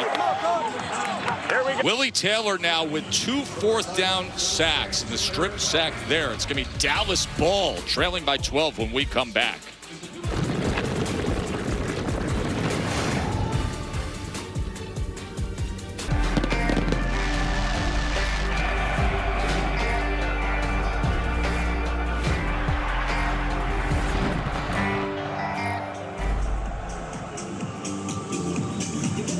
Well, Oklahoma's getting a UFL expansion team, a guy who knows everything there is to know about Oklahoma football and the fan passion is with his coach Bob Stoops. Son Drake is out there as a receiver for Dallas. How you like being on the other side of this thing right now? I don't mind it. I kind of like it, sitting up, having a cold beer, watching the game. It's a little easier than coaching it. Let me know how you can find a way to do that. I'd like to do that one of these weeks here. You got to retire first. Yeah, keep getting after it here, working week after week. Listen, a couple costly interceptions in that first half, but now the defense has provided an opportunity for Dallas with good field position after the turnover on downs as Day Hunter goes ahead. What have you seen today, Coach? Yeah, you're right. The turnovers are the story of the game so far, unfortunately. You pick 6, those are going to hurt you, and then another one inside the, in the red zone. Those hurt. Outside of that, we've played a heck of a game. You've been around these spring leagues a lot, but what's your take on some of the new rules and just the talent across the spring football for the UFL this year? It's really good, believe me. People watching this, these players are excellent players. I was in the league for 4 years. Love the players. a lot of talent. You know, these guys are all on the cusp of being in the NFL, and just outside of it. So it's definitely worth watching, and I loved it, my time doing it. Of course, your time doing it on the sidelines has come with such success at Oklahoma here in spring pro football. First down now for Reed as he comes across, can't complete it to Merriweather. And now here you are as a dad, and obviously, listen, I was down half an hour away calling Drake playing in the Cotton Bowl in the Red River and whatnot. Right. He was always, you know, just this guy who made the most of every opportunity. You must be incredibly proud to have him here as a pro football player now. Yeah, definitely. I loved his opportunities he had there at Oklahoma. He made the most of it. Was you know, a lot of fun to watch. And then now he was with the Rams for a year, and now he's here this year. Here with the Dallas Renegades. And the name change he loves it. Right? Yeah, I was, when I was there, it was the Arlington Renegades, so forgive me, but he loves it. Rick Neuheisel, great guy. I've known Rick forever as a coach. You know, it's coaches all run in the same circles. And anyway, so I'm glad he's working with Rick and Coach Noel Malzoni as well, the offensive coordinator. He's loving it, enjoying it. Where is 13? We got to get 13 out there. Got his first we bring you up to the the booth, and all of a sudden he's not in on this series when he's played so well recently. Yeah, he's had several catches early. I think he's leading them when receiving right now. Here's Merriweather on third down as he drives ahead. Bob, always great to visit with you. Hey, always we'll good let to you see get back to enjoying yourself as a fan and a dad. Good to see you. Appreciate Coach Bob you guys. Thank you. One of the very best to ever do it here. Of course, his son Drake. Here we go. And it is a first down for Dallas. On the turbo. Dog right, Seattle Vic, alert Oregon Brady. On turbo, ready. Here we go. Merriweather took it ahead for 4 yards to get that first down. Alert, alert, alert, alert, alert. Turbo set. Merriweather being tracked down from behind.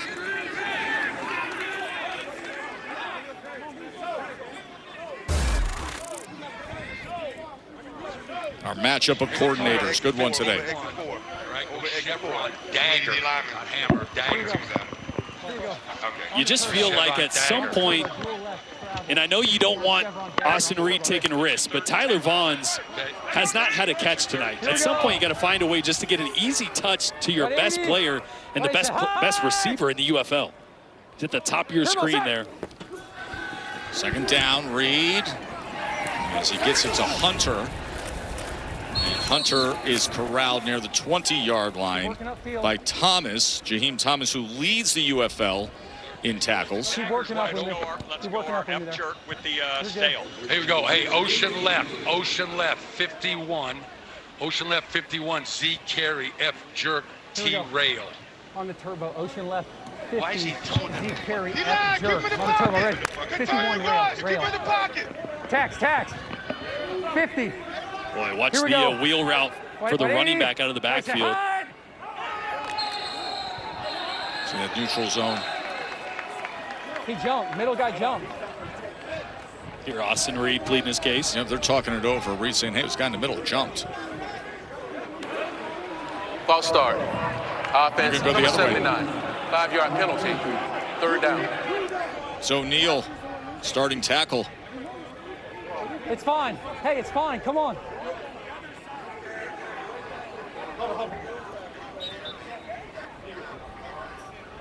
Here we go. Ocean left, 51. Z carry, F jerk, T rail on one, right? F jerk, so trying to hit something to the slot at the top of your screen or the running back down here at the bottom, depending on the matchup that Reed likes. Reed in stride. Well done to Hodges. Curtis Hodges, the former Arizona State tight end, with a 25-yard touchdown catch. Oh, it's great recognition by Austin Reed. Watch this safety roll down here at the snap. He's going to roll down, and that rail route, that seam by the tight end's going to replace it. No safety help over the top. This guy's going to try to get there, but he's going to be late, and that's a great ball by Reed with a linebacker underneath and trail coverage on his tight end. Put it right out in front. attacking the defense where the deficiency is. Not trying to force anything, but a safety rolls down, great, replace it. Such a good job by Austin Reed. And now this should be a 2-point conversion attempt. Of course, in the UFL this year, you have 3 options for points after touchdown. The traditional place kick, the 2-point conversion, or the 3-point conversion. And Dallas is going for 2. Reed, sprint right. Has intercepted. So our score will remain a 6-point margin.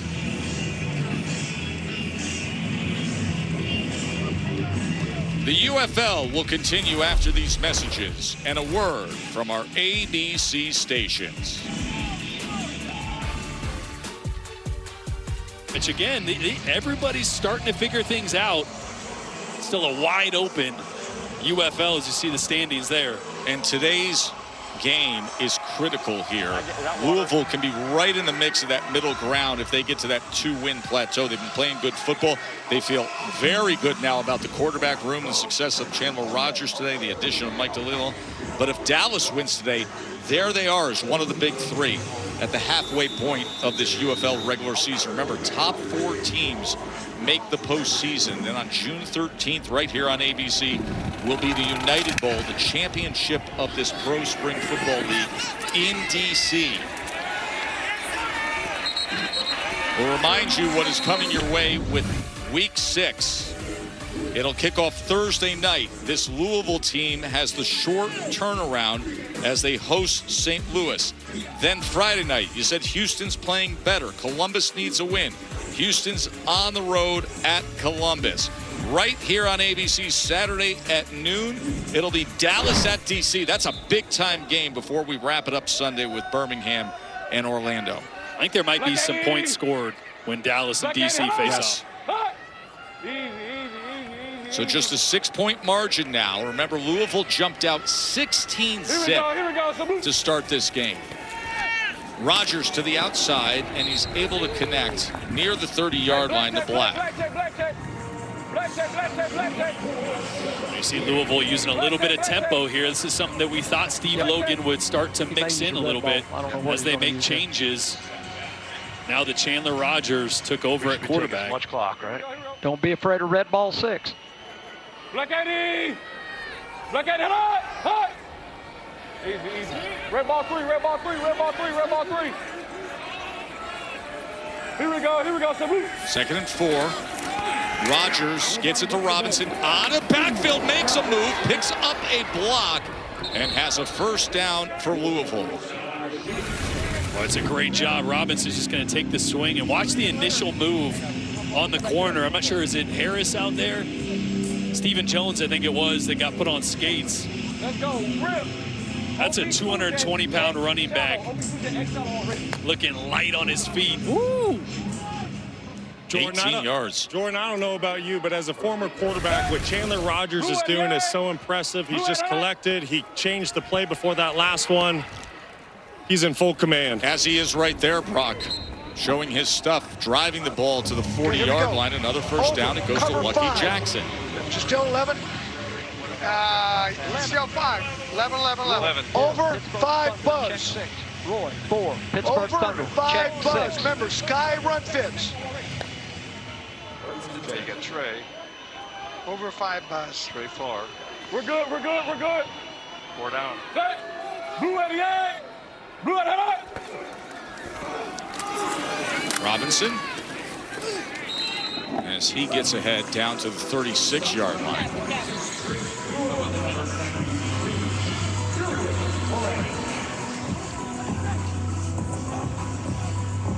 Let's go, Liz. OP3 gets go.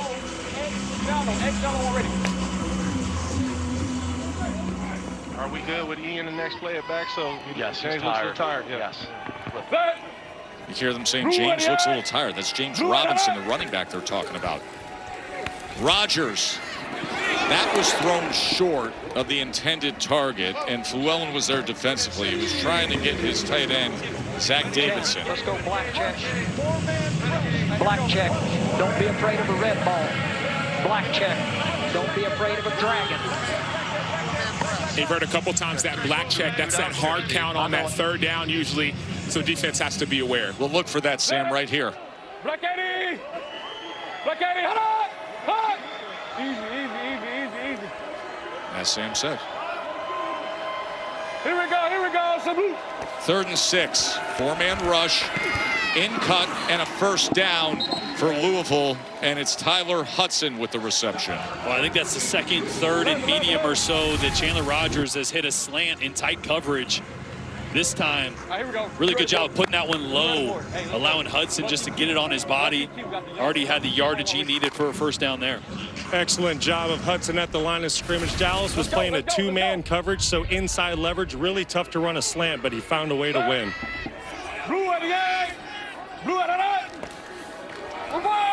They fake the reverse. Wheeler keeps it.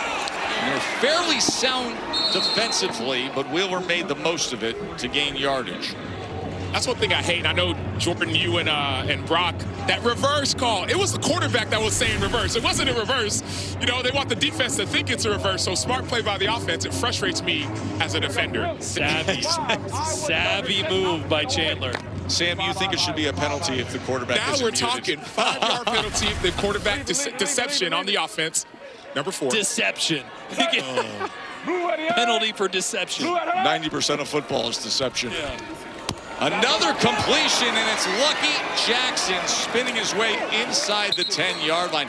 This is a well-managed drive by Louisville. Well, it's so impressive because he's going to have a blitzer right in his face as he throws this slant. He's able to get it out in front. Boy, just a really good job again of being calm under pressure. Don't usually see that out of a guy making his first start. Straight ahead, big hole, and right on in is Wheeler. What a response by Louisville and quarterback Chandler Rogers after Dallas cut back into this lead.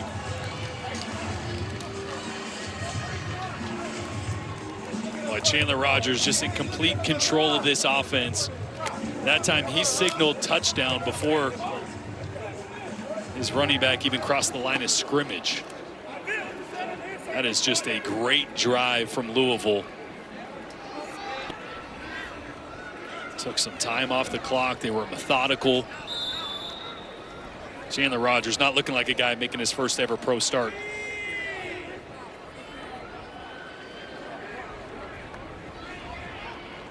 Nine-play, 76-yard drive for Louisville. As Tanner Brown adds the extra point, and it's a 13-point lead. Yeah, you see the linebacker is going to try to get over the top, and the run's just going to go right up inside of him. Sometimes you just have the right run for the perfect defensive call, or vice versa. And watch Chandler. I mean, he sees the linebacker flow. He hands it off and goes, yep, touchdown. I mean, Ian Wheeler wasn't but a yard away from him, 10 yards from the end zone. He goes, oh, he's walking in.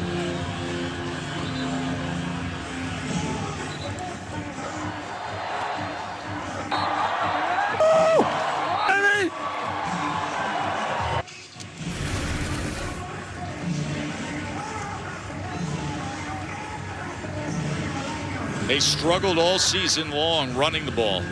Today, 93 yards on the ground. You brought this up earlier. They've delivered. And it's been impressive because there's new faces up front as well. Remember, they cut 2 starters on the offensive line. James Tunstall, their starter at left tackle, has been out with injury. They got a guy, Kellen Deesh, playing that was signed on Sunday. So it has just been a great effort across the board from Louisville. Chris Redmond has done a great job of getting these guys ready to play today.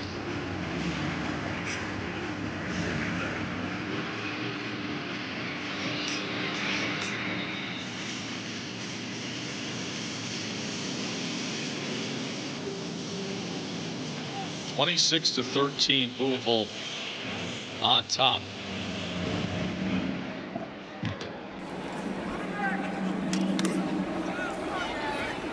There's Merriweather on the return. Finds enough of the seam to get out to the 34-yard line. Let's bring in our betting analyst. Pam, I want to ask you, we've been putting up the standings all day long. How do you see the futures overall in the UFL? Well, entering this week, the DC Defenders were plus 185 favorites. Dallas Renegades came in as the second favorites at plus 240. Now, after winning by 17 points on the road, DC is likely to continue being the favorite. I want to say that those odds are a little bit short. I would buy this down up to plus 150. And the reason for that is because DC is a complete team. They lead in sacks, they lead in interceptions, they lead in total yards, which means that this is a team that can win in multiple ways. And as we're seeing, Dallas is a little bit more dependent on quarterback play. So I would be looking at DC to come out with a win at the end of the season. That is Pam Maldonado, our betting analyst. DC came up with a 45-28 victory over the Stallions on Friday night. Here's Dallas trying to stick around with both DC and Orlando in the standings. 3-1 now, but at home. Final moments here of the third quarter, trailing by 13 against a much improved Louisville team. Here we go. Yeah, Louisville's been content to play two safeties deep for the majority of this game. That's why you're seeing Dallas hand the ball off, try to get the run game going. Hunter with that jump cut out to the side, and that is a first down for Dallas. We're just so used to seeing Dallas push the ball downfield to Tyler Vaughns and take shots. Topper Dover. Oh, and here comes right now. So Topper, there's two P's in Topper. That's two posts. So you're going to have two deep post routes, and Dover is a deep over route coming from the opposite side. So they're trying to hit the ball down the middle of the field. Probably to Drake Stoops here. There's the play action. Now comes the shot play. And he was looking for Stoops, but it's incomplete. Why didn't we run Topper? Hey, 11. We never got a post. Right. Huh? We never got a post. He didn't run the post. Some miscommunication there. You're right. 51 Mallet Exxon. We didn't get the post out here. Hey! That was Topper! Exxon on the turbo, ready. Hey! Yeah, definitely miscommunication if you listen to Rick Neuheisel as well. Here we go. White 80. White 80 said, hot! Turbo, shot! Second down. That ball is picked! This is Mayfield! His second of the afternoon. Corey Mayfield, who had an interception in the second quarter, comes up huge here deep in the third quarter. Boy, they're trying to get a little pick play. You're going to see Vaughns is trying to pick the linebacker for the running back, and by the time he looks, the ball is already on the way. And just a great play again. Corey Mayfield jumping that throw. You see, Vaughns was so focused on trying to get the pick that he wasn't ready for the ball by the time that Reed had already released that. That's been the story of the day for Austin Reed. Miscommunications, forcing the football when he doesn't need to, and that one right there, miscommunication trying to go to Tyler Vaughns. And now Louisville takes over at the 17-yard line. Wheeler, he is hit hard on that run fit from Cole, the strong safety. Quinterio Cole, former Louisville Cardinal college football player, comes up with a big hit against Louisville's new pro football team. They're going to let the clock run down here in the third quarter and enjoy a 13-point lead on the road and another big interception. That is now 3 interceptions by the Louisville defense. One went for an 83-yard pick six. Corey Mayfield came up big. Can Louisville grab this road win? Fourth quarter when we return to Frisco, Texas.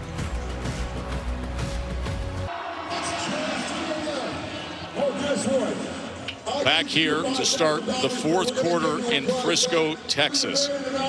The story of the day, Chandler Rogers, the quarterback for Louisville, making his first pro start, guiding this team to a big league, and the defense coming up with 3 interceptions, 116 return yards, a pick six, and now putting Chandler in the offense in great position to start the fourth quarter. And it's really been the efficiency from Chandler Rogers. He is 13 of 18 tonight.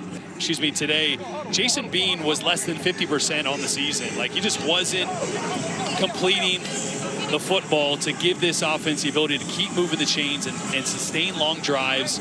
Chandler Rogers is doing that today.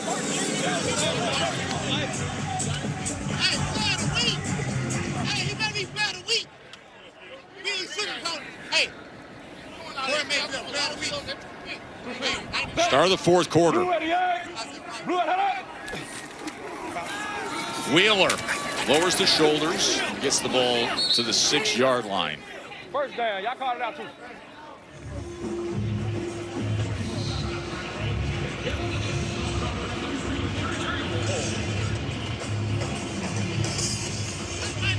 Hey, Bill. We'll break it. Let's go. Lead with 13 double. Already. Heard him say milk, milk, milk. They're trying to milk as much of this clock as possible, let this thing tick all the way down before they snap the ball. Set. Blue at the eye. Blue at the eye. Wheeler again probing as he just nudges inside the 5-yard line. It's Cole with the tackle. 11. Left hash. Second and goal. Rip deep 4, Iowa Thunder. Rip deep 4, Iowa Thunder. Be smart. Take the clock. Rip deep 4, Iowa Thunder. Now, we're going to have a third and goal at 5. You guys want to throw it? You want to throw the alpha? Create? Is that too deep? Let's do it. Or you guys like you want quarterback stick draw? It's already thinking ahead to third down, but it's second and goal right now. And Wheeler gets it near the 3. That was Moraine with the tackle. 11. 11 or 11J? 11. Create Roy Bunch 376 Alpha. Create Roy Bunch 376 Alpha. Still 11. Tight end for tight end. Roy Bunch 376 Alpha. This is that pass play that he was asking his offensive staff. Do you like it? Everybody chimed in, they did. So here's the play they love inside the 5. Third and goal. They shift Wheeler back to the backfield, and a timeout is going to be used by Louisville. Prior to the snap, timeout, Louisville, 30 seconds in length.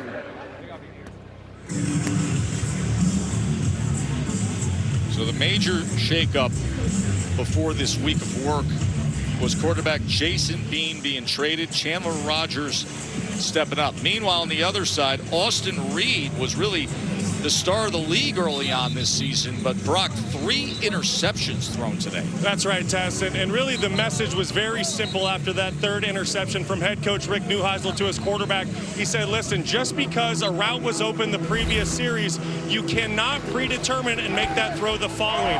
Trust your eyes, be disciplined, don't predetermine and throw to the open guy. It's something that Austin Reed has been battling with the last couple weeks, locking on to Tyler Vaughns.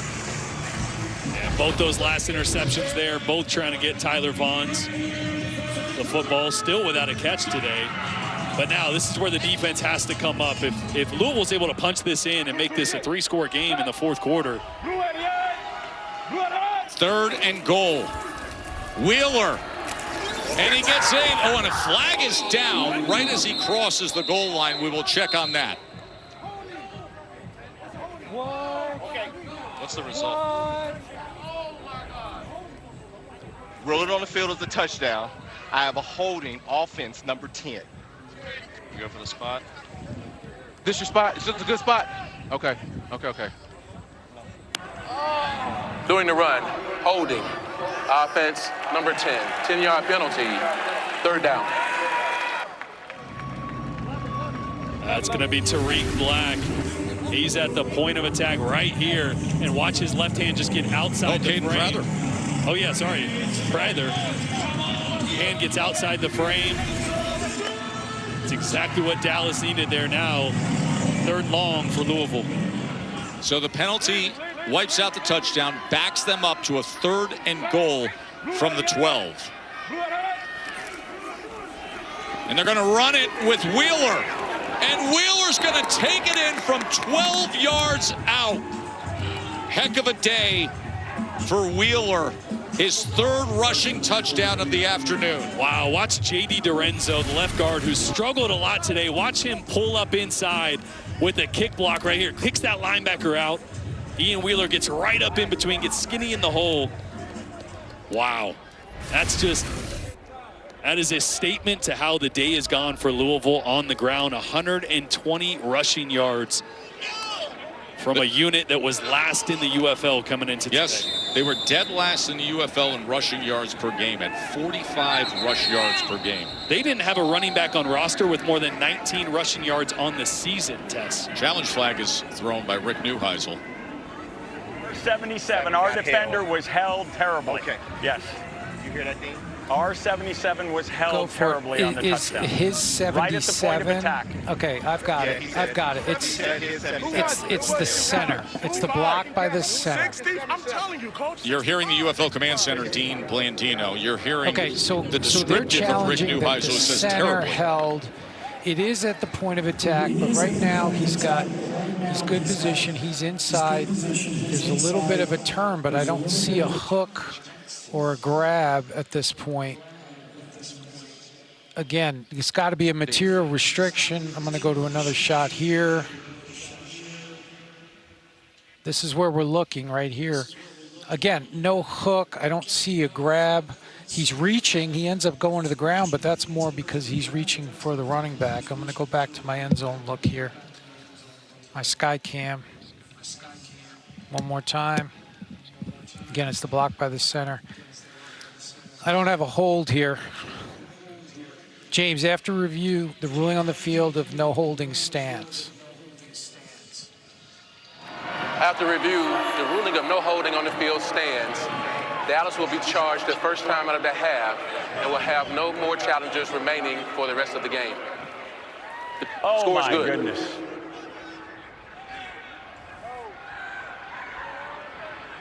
Boy, Rick Neuheisel doesn't agree with that call from Dean. Here's what I'll say about replays. There is a high standard from Dean that it has to be so blatant and obvious to take points off the board.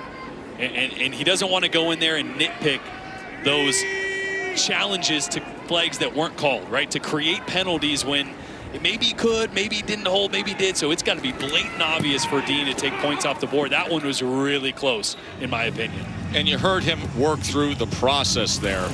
Louisville now with 20 points off of turnovers. This was the turnover. The interception by Mayfield. And then Wheeler with his third rushing touchdown of the day. The UFL will continue after these messages and a word from our ABC stations.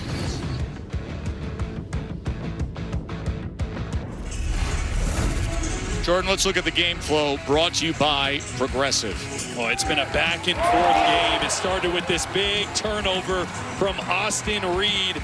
As you see, Bryce Hall taking it all the way back for a touchdown.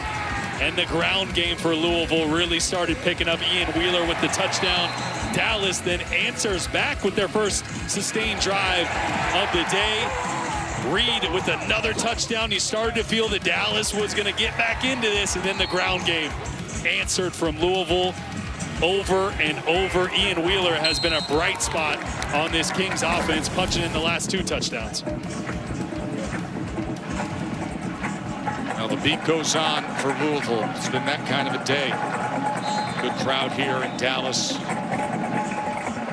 to close out UFL week number 5, the halfway point of this regular season. Top 4 teams make the playoffs. Teams don't stay the same. You get better or you get worse. Louisville's gotten better. They can make a run in this second half.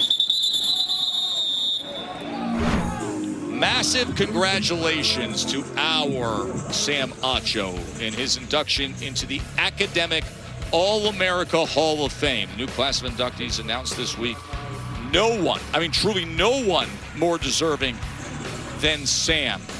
What he did at Texas, the McCombs School of Business when he was an All-American player, and that 3.55 GPA. Congratulations, my friend. No, I appreciate it. It's a huge honor. Obviously, Tess, working with guys like you, getting a chance to work here at ESPN. But also, I got a call from Mac Brown a few days after the award. He said, am I allowed to tell you? Is it a surprise? And so just shout out to University of Texas and my teammates, the coaches, academic advisors. It shows you can be a student and an athlete. Yeah, and more prestigious awards for your hardware. That ball is knocked away. Of course, everybody's so proud of you for the man you've always been, the 2010 Werfel Trophy Award winner. All the amazing work that Sam does, a pillar for everything that a football player can be and a man can be. Great job, my friend. Oh, thank you so much. Yeah, and it goes to the years of hard work that people don't see. And so anybody who's watching and trying to be an academic All-American or on the field All-American, it takes work. All hard work leads to profit, so keep working. Under 12 and a half to play here in the fourth quarter. Reed, as he connects with Burnett. And Burnett is taken down at the 45-yard line. Boy, we're here 12 minutes left in the game, and Tyler Vaughns still doesn't have a reception. I mean, he came into the game by far leading the UFL in yards, receptions, touchdowns. That's incredible. Here we go. It really is incredible.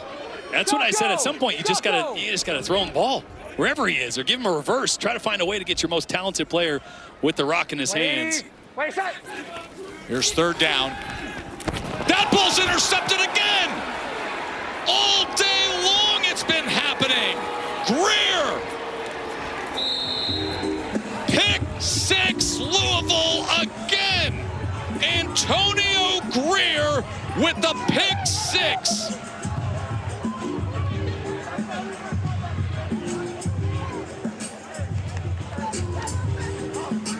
Boy, this a is just 47-yard interception return for a touchdown. And you see Neuheisel talking to his quarterback. All right. So if the mic's that way, shouldn't we be on the other Chelsea? We went Chelsea stucco because that's what got called first, and we didn't have. What was the call? Double Chelsea?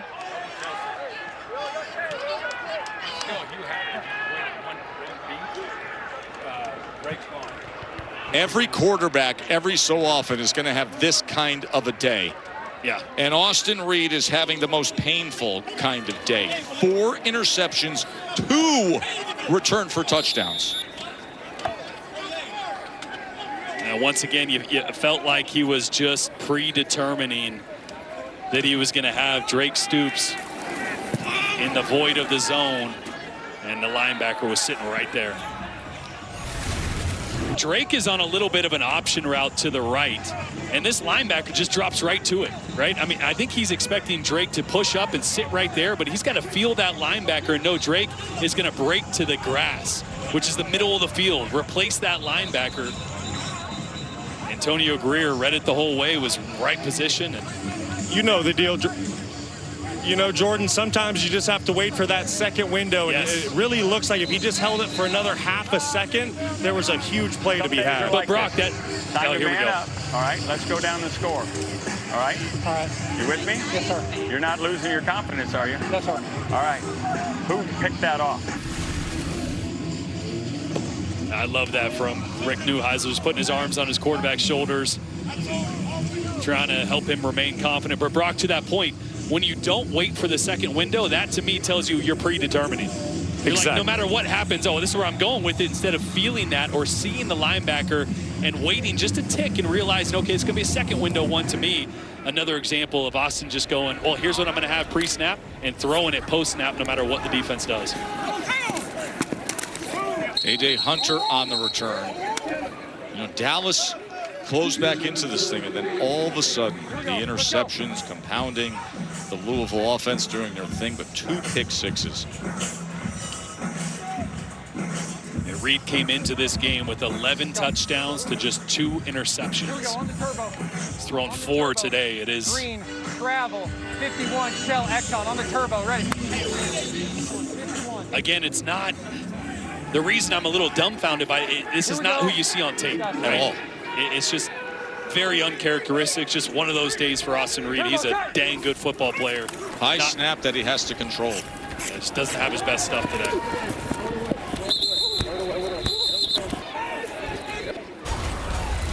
Well, the 4 interceptions today. Yeah, this one, pre-snap Reed decided he was going to throw the RPO. Shouldn't have here, forcing the football to Tyler Vaughn's, intercepted.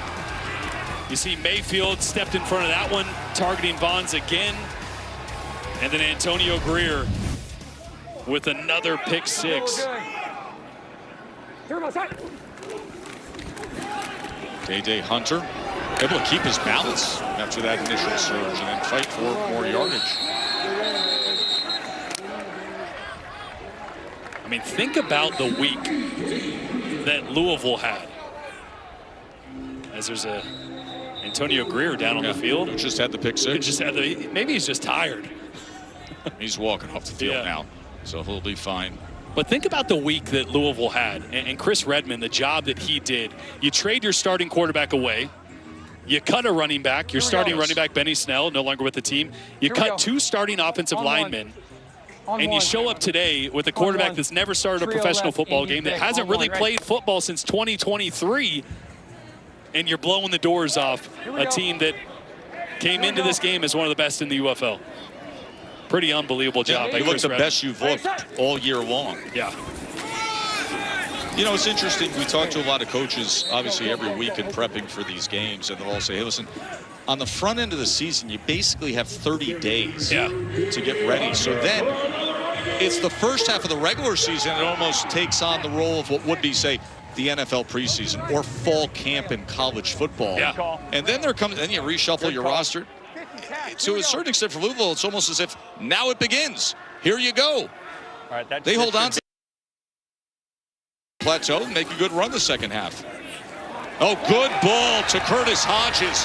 Hodges, a long striding tight end, and he's going to take it all the way down to the 1 yard line. Remember, he had the 25-yard touchdown earlier today, and he goes for 63 yards with that reception. So this is the same exact play that Reed threw the big play to Curtis Hodges earlier in the game.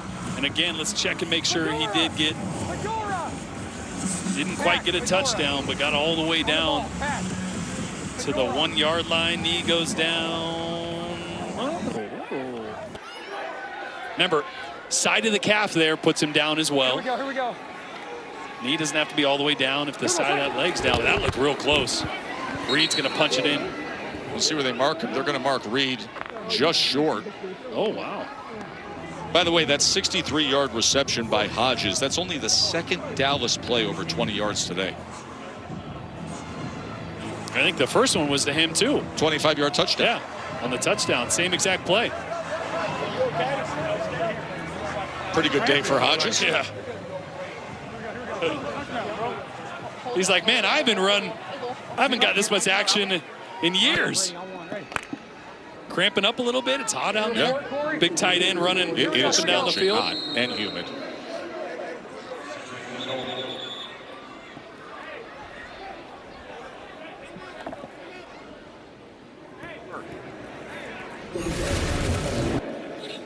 Timeout used by Dallas. Well, it's the same coverage, too. Safety goes to the other side, so nobody with help over the top of Hodges.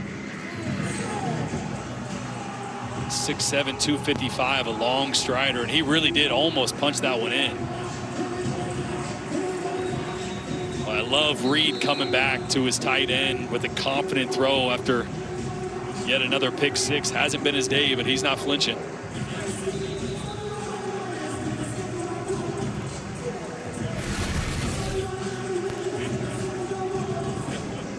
Been a fun week of football, hasn't it? With the NFL draft and now week 5 of the UFL. Quarterbacks who you never know where their careers are going to be starting to emerge. A guy like Chandler Rogers that was bouncing around in college football.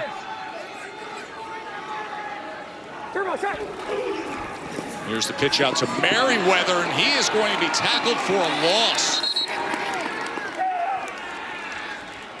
That was Dantzler the first to get there. Remember, Louisville leads the UFL in TFLs. Well, it's a great job. I mean, they had 3 or 4 guys there that were not fooled by the misdirection in the backfield. Turbo. Hey, here we go. 65. Monster zebra on the turbo. Ready? Hey! Yeah, you got the check flag. Here we go. Zebra, zebra, zebra, zebra. Deontay, come inside. Here we go. Turbo set. Here's Reed on 3rd and goal. Tried to sidearm it to Merriweather, and a flag comes in as the defenders were collapsing on Merriweather. Prior to the pass, holding defense number 8. Half the distance, auto first. Prior to the pass, holding. Number 8 of the defense. Half the distance to the goal. Automatic first down. That's going to be Mekhi Garner. He was the one in coverage on Deontay Burnett. Got a little bit of jersey.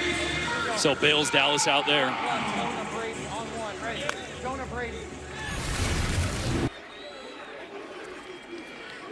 Here we go. Zona Brady, a little inside zone to the right. 180. 180, set.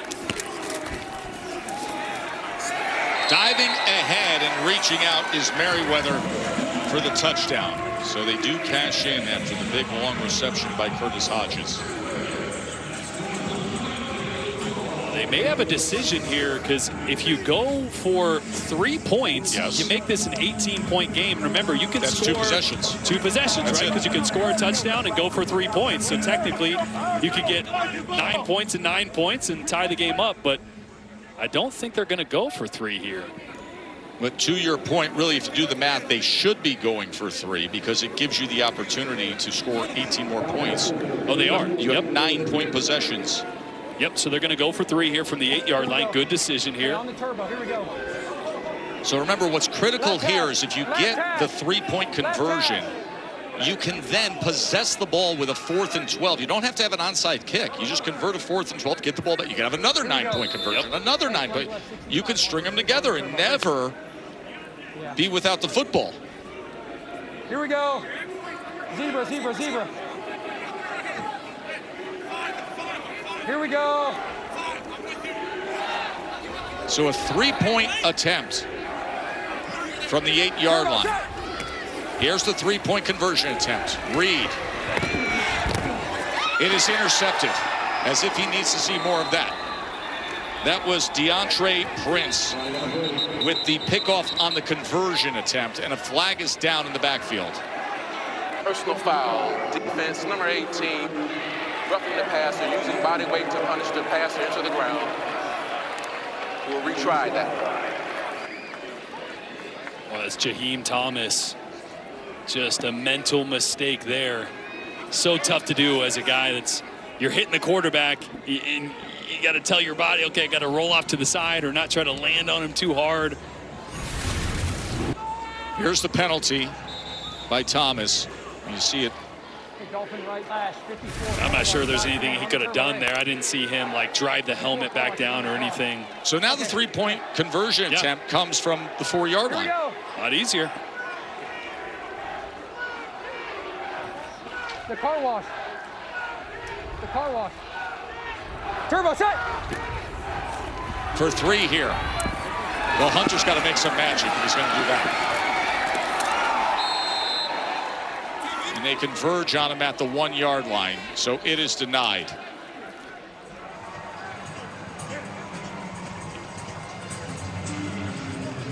Dallas strings together a 75-yard drive over 7 plays and capped it with a 1-yard touchdown run after the big pass reception by Hodges.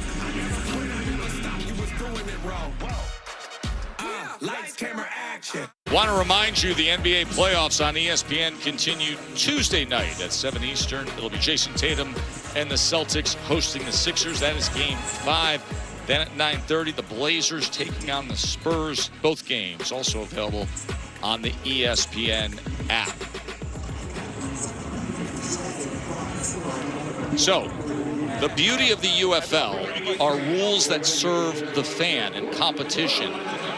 One of them is that if you're trailing or tied in the 4th quarter, you don't need a traditional onside kick. We're going to give you the ball for a 4th and 12 from your own 28-yard line, and if that team converts, you retain possession.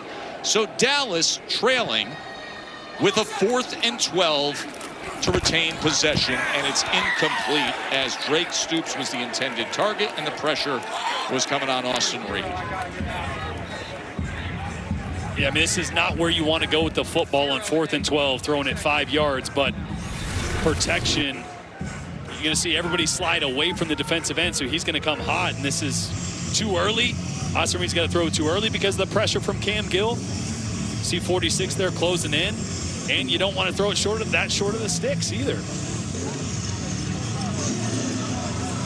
Well, that's the concern when you go empty. You have no running back to help out protection on a 4th and 12. I would have loved for them to leave a running back in to ensure that Reed could have gotten that ball off.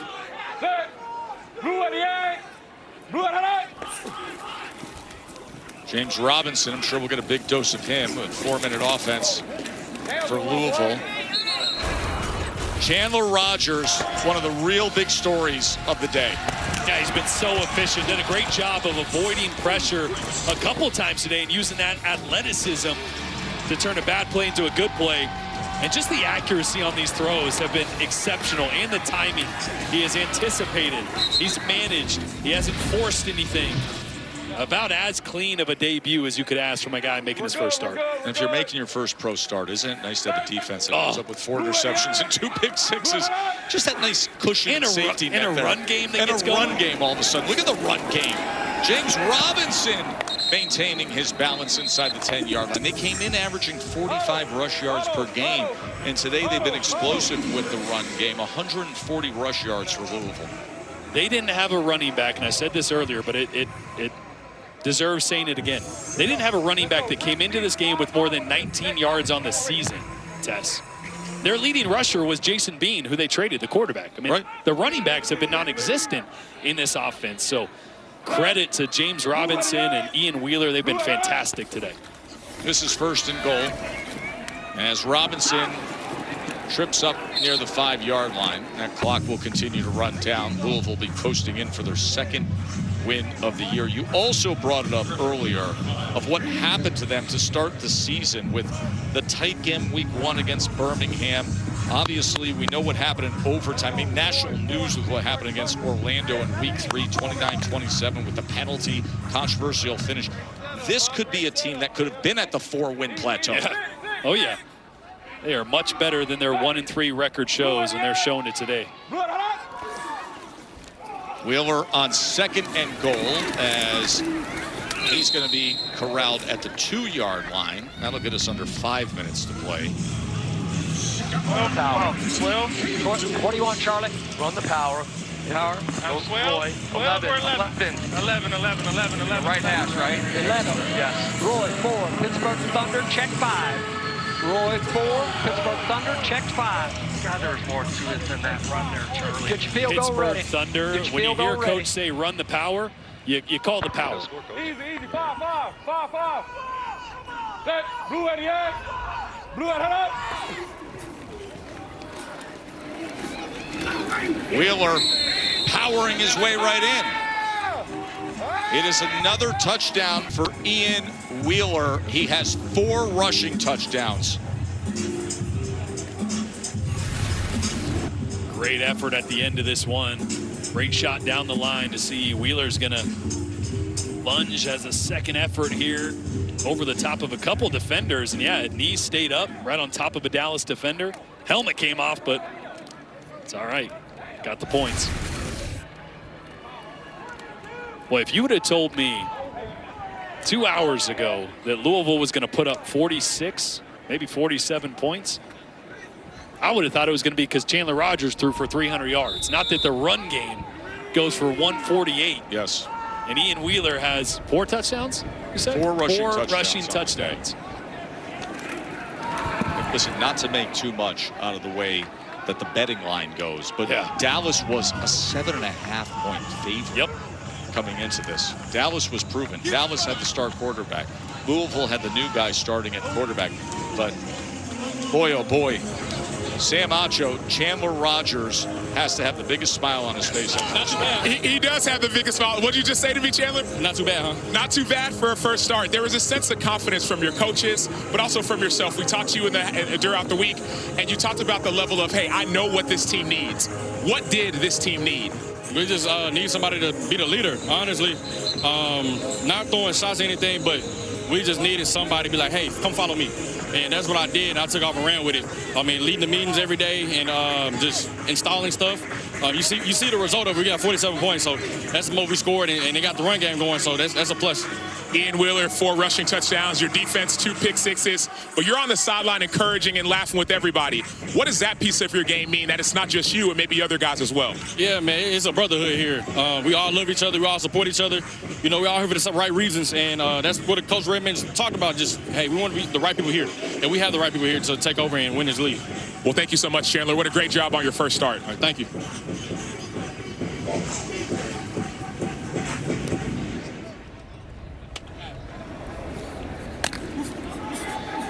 Day Hunter on the return. And of course, the reason why Chandler Rogers is in there having himself a big day and has this opportunity is because of the UFL quarterback carousel. DTR moved on. Matt Corral moved on. Jason Bean is the reason, going off to DC, that Rogers now has his work. Mike DeLivel, by the way, very talented guy. Luis Perez in recent years was a star here in Dallas. He's now in St. Louis. But when you get that much movement, it's going to create opportunity for others. Chandler Rogers has taken advantage of the opportunity. Yeah, and he looks like a guy that, not just with what he does on the field, but from a leadership standpoint, can help change this culture, already has, and turn Louisville into someone that can really start making some waves here in the second half of the season. By the way, that's Greg Ward, who just threw the ball to Seth Green. I'm putting G. Ward at quarterback. I don't need to get you hurt. There's kind of much time left, all right? Okay. Well, hey, we'll come back from this. I don't know what's going on. Hold on. Greg Ward, who Rick Neuheisel considers his emergency quarterback. He was, of course, a dual threat quarterback at Houston, then converted to play wide receiver so that he could have a pro career. As Austin Reed's day is done, having thrown 4 interceptions.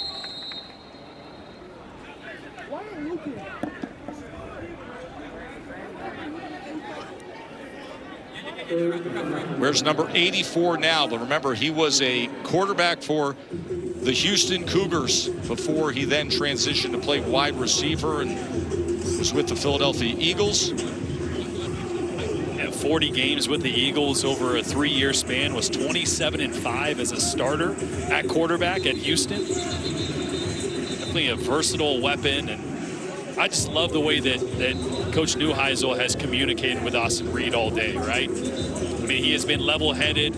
He's been calm. It hasn't gone their way, and you know he's not happy about it, but he's done a great job of talking things through with Austin, trying to get his confidence back to a point they can try to claw back in this game, and when that's out of reach, don't get hurt.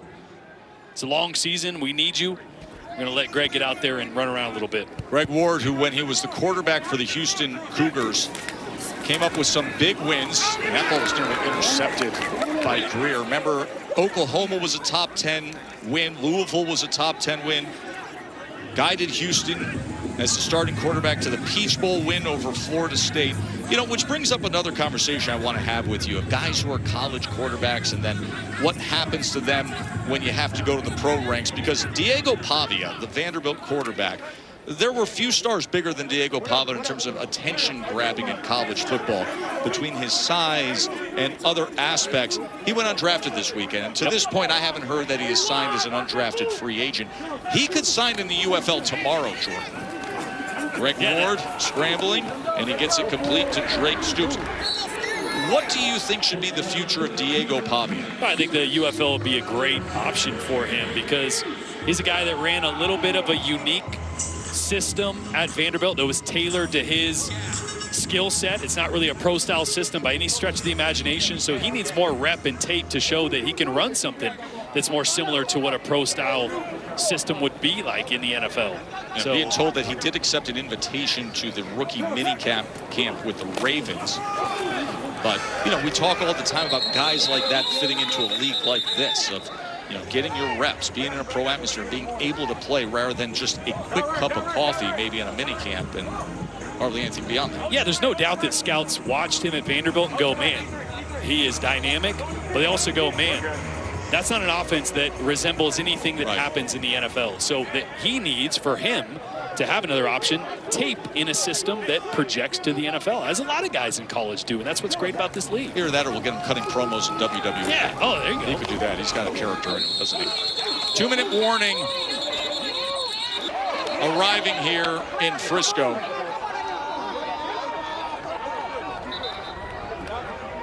It has been all Louisville all day. 4 interceptions corralled by that Kings defense. The UFL will continue after these messages and a word from our ABC stations.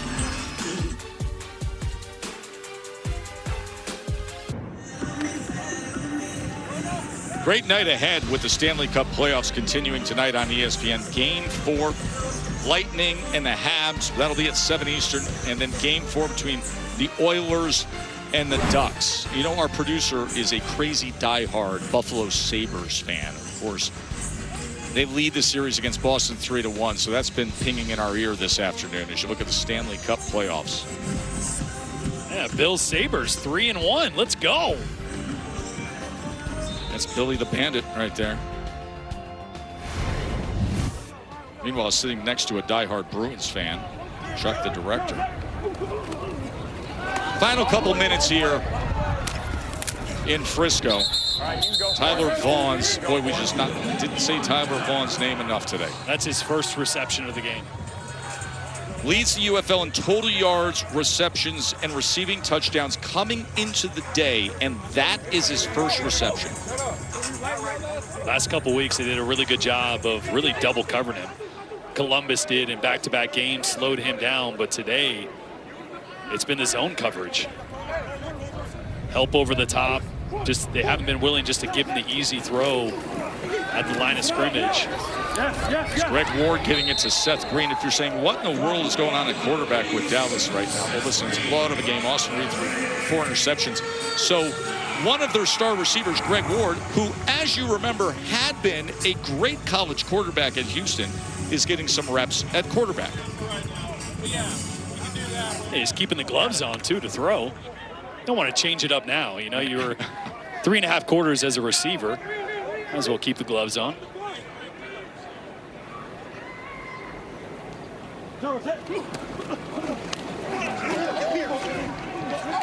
Ward, as he goes underneath the Merriweather. It's always interesting when you get to this point of a game and the score. Ball came out at the end there. They're just going to say it's a first down for Dallas. How do you approach the final minutes when you know you've been punched right in the face all day long? Well, you protect some of the guys you know you're going to need for the long haul, because Dallas is still 3-1. They're going to be 3-2 after this. They're still in the middle of the pack, still in the really driver's seat for a playoff game, right? Top 4 are going to make it out of 8, so they're still in line for that. They just got to go back to the drawing board, make some corrections with this pass game, really try to figure out why Austin Reed is forcing the things that he is, what he's seeing, what he's not seeing. And that's the big story. Reed turnovers today. The Bryce Hall 83-yard pick 6. Corey Mayfield with 2 interceptions, and then, you know, a very regrettable throw that Antonio Greer returned for a 47-yard pick 6. You can look through all the football stats you want, but if you give up 2 pick 6s in a single game, I'm not sure good luck where the scoreboard's going. Yeah, I would be hard-pressed to imagine any team has won or overcame that in any league. But, man, what a job by Chris Redman. First-time head coach for Louisville. The Louisville legend in his own right. Offense, 5-yard penalty. Second down. Can't say enough about Chandler Rogers. Listen, he grew up about 50 minutes south of here in Mansfield, Texas. He has all his family and friends here. 70 of them. Yep, 70. And his 7-on-7 football team that he coaches. And he goes out and guides this team to victory. Just an incredibly efficient day, right? The run game was great. He made a lot of checks at the line of scrimmage in the pass game and the run game, got him into the right plays, made plays with his feet when he needed to. Just a superb outing for the first-time starter, Chandler Rogers.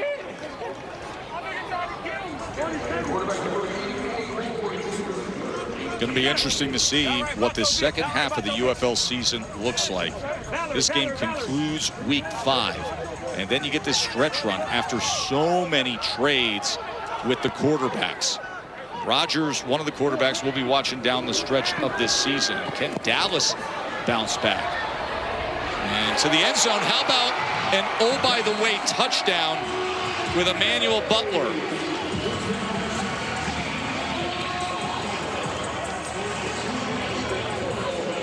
You just knew if a wide receiver was playing quarterback with no time left, you're sure as heck going to throw it up to one of your boys and see if he can Randy Moss someone in the end zone, which is exactly what Emmanuel Butler does. 6'3", 215 pounds. A great job of climbing the ladder up and over Corey Mayfield, who had a touchdown on an interception earlier in the game. Boy, and that'll do it. Our final is 47-25. 2 straight wins for Louisville. Could be an interesting second half of the season. Chandler Rodgers, his first start, comes up with a victory. The defense with 4 interceptions. We thank you for watching. Invite you to watch World News Tonight or your local news coming up next over most of these ABC stations.